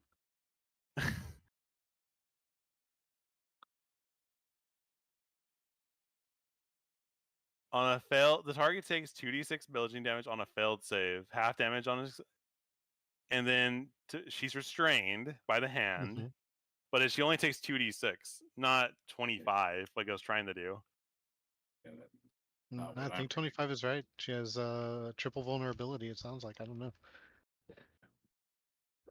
Oh, I see what's going on here. This automation's jank. Holy shit! All right. So boom, 10 damage. What the? Doing both actions at the same time. It's doing something weird. It's fine. It's fine. We're fine. And she's restrained now. So is there a web here? Restrained. And then there's a hand grabbing her. That's like a manifestation of a real hand. That looks like this. All right, Dyer, you're up. You got her where you want her. Unload. Seeing that she is restrained, I'm going to tuck away my heavy crossbow and draw the hand crossbow instead for funsies. Move 30 feet over. And I'm going to make my first attack. At advantage. And I freaking miss. The Bane. Yeah, pretty much. Oh well. I will then, as a bonus action, use Fade Touch to Misty Step the melee. Whoa! That's the first time I've seen that animation. That's kind of Yeah, sick. that was cool. The little blue puff. Yeah. How come fucking Vulcan's never done that? Yo, what's going on here? Is this full elf tech that half elves don't get? I don't understand. Is that racist? I asked. Oh shit. Oh my god. Oh man. All right, is that your turn or is there anything else? Yeah, I'm all finished. Okay. Vulcan, you're up. All right, I am going to use my action to move my moonbeam directly on top of her. Okay. And then I'm going to use my bonus action to heal Philip again. Para. Like, hey, Para, here you go. And then just on the ground on his back, just like looking up. I should make him actually. He's not. Yeah, he's concentrating. It's fine. Okay. Yeah, 5 points of healing. Okay. And then I'm going to. I'm gonna actually go stick by him and leave Kalen alone for a minute since he's. I'm gonna be like next to him since he's prone. Yeah. And that'll be my turn. All right, Kalen's up. Does she have? Oh, she does have enough movement. Yo, what a Chad. Okay, because she's going to here, and then she's gonna just get, since she has 10-yard range attack. Is it 10 yards, right? Or am I crazy? Yeah, I'm pretty sure that's what you've done in the past. Doing it like that. It is 10 foot. It is. Yes. I just want to make sure. I'm in the heat of the moment right now. I'm like, oh, it's one of those moments. She gets out her spike chain, and she starts spinning it. And it's advantage because it's she misses, unfortunately. She misses, unfortunately. Even with advantage. So I crit last 2 combat twice in a row, so it checks out. It works out. Kiergar, you're up. All right. So Question: if I get her prone or trip her or something like that, is she going to be able to go back into her shadow You gas are form? unaware. I am not sure. I do not know. Okay. You do not know. And then, all right. I attempted to join in on the fun. It's 30 yards there. Better ready that torch relight so she just disappear. And then, so how did well, I guess I didn't see how you guys did it, right? Because I don't have fucking dark vision. All you saw was the lights go out, and the lights went back on like within like a few seconds, and she was like ready to attack Ren in the process. Can I do the prepare my action? You can do that. Yeah, you're gonna prepare the light a torch whenever the torches go out again. Exactly. Yep. And I do that, and I stay on high alert and clench my cloaca, and then I have my turn. Okay.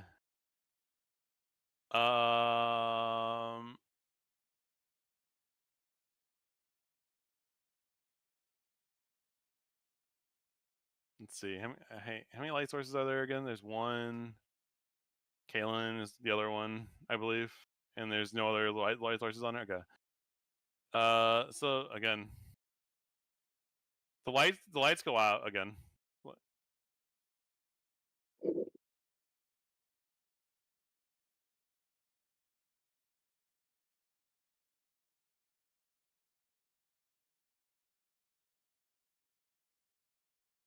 Oh, is it her turn? Am I doing my 2d10? I stepped away for a Oh second. yeah, you do your 2d10.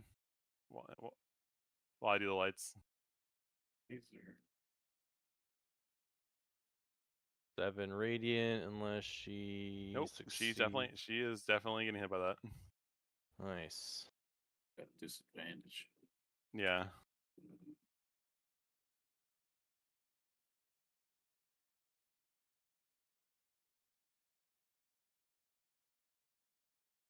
Okay. What?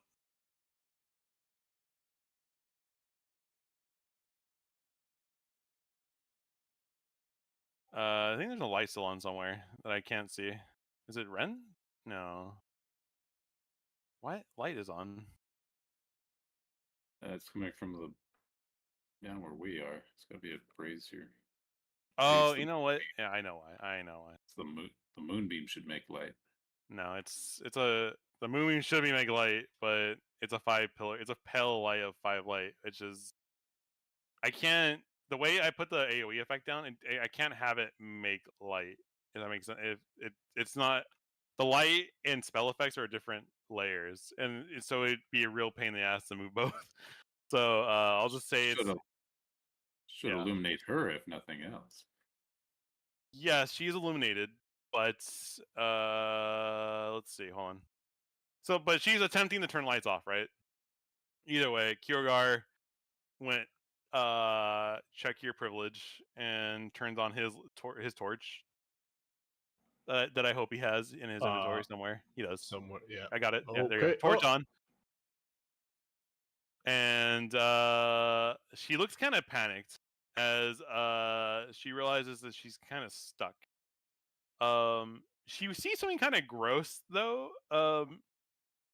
From the hand that she's in, you see her kind of like start melting into like a liquid, kind of like a slime, as she kind of like permeates out from the hand's grasp and becomes unrestrained. And she's just still flanked between you two. And she is going to risk it for the biscuit and take a double attack of opportunity. I guess 3 times the attack of opportunity from Kaylin, because she has the whip out too, and try to make an escape. Gentlemen, flanked.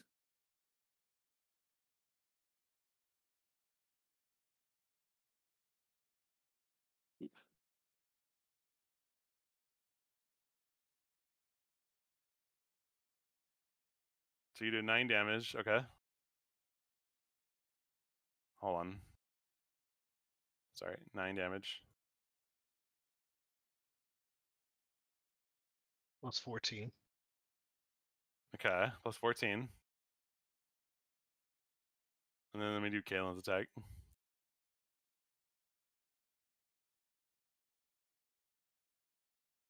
And you rolled with advantage, right? You did. Okay, good. Also, her attack also hits.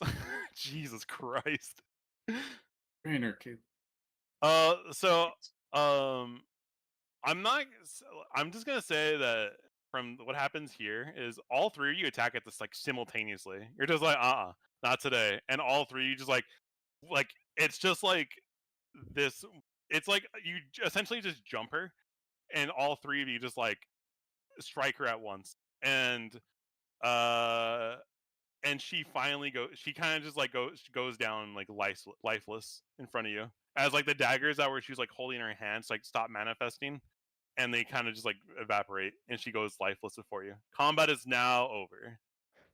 Oh, I'm gonna cancel my my concentration on the moonbeam. Actually, ooh, no, I'm not. I'm gonna maintain it, but I'm gonna move it off of her body, and I'm gonna put it at the entrance.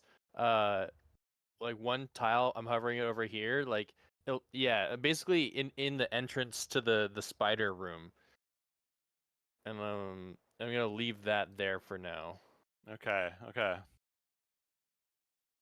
Last a minute. You know. Yeah. I'm gonna pull out I'm gonna take my scimitar and begin removing her head. Not today.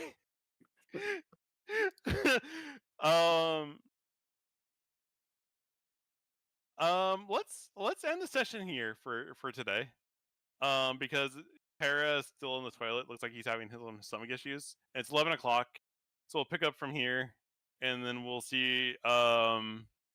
But can I ask you guys before we end the session, or actually, let me wrap.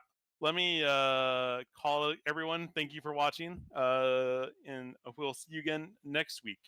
I'm gonna talk to the team for some prep for next week, just to be sure that we're all on the same page. And we will see you all next time. Bye.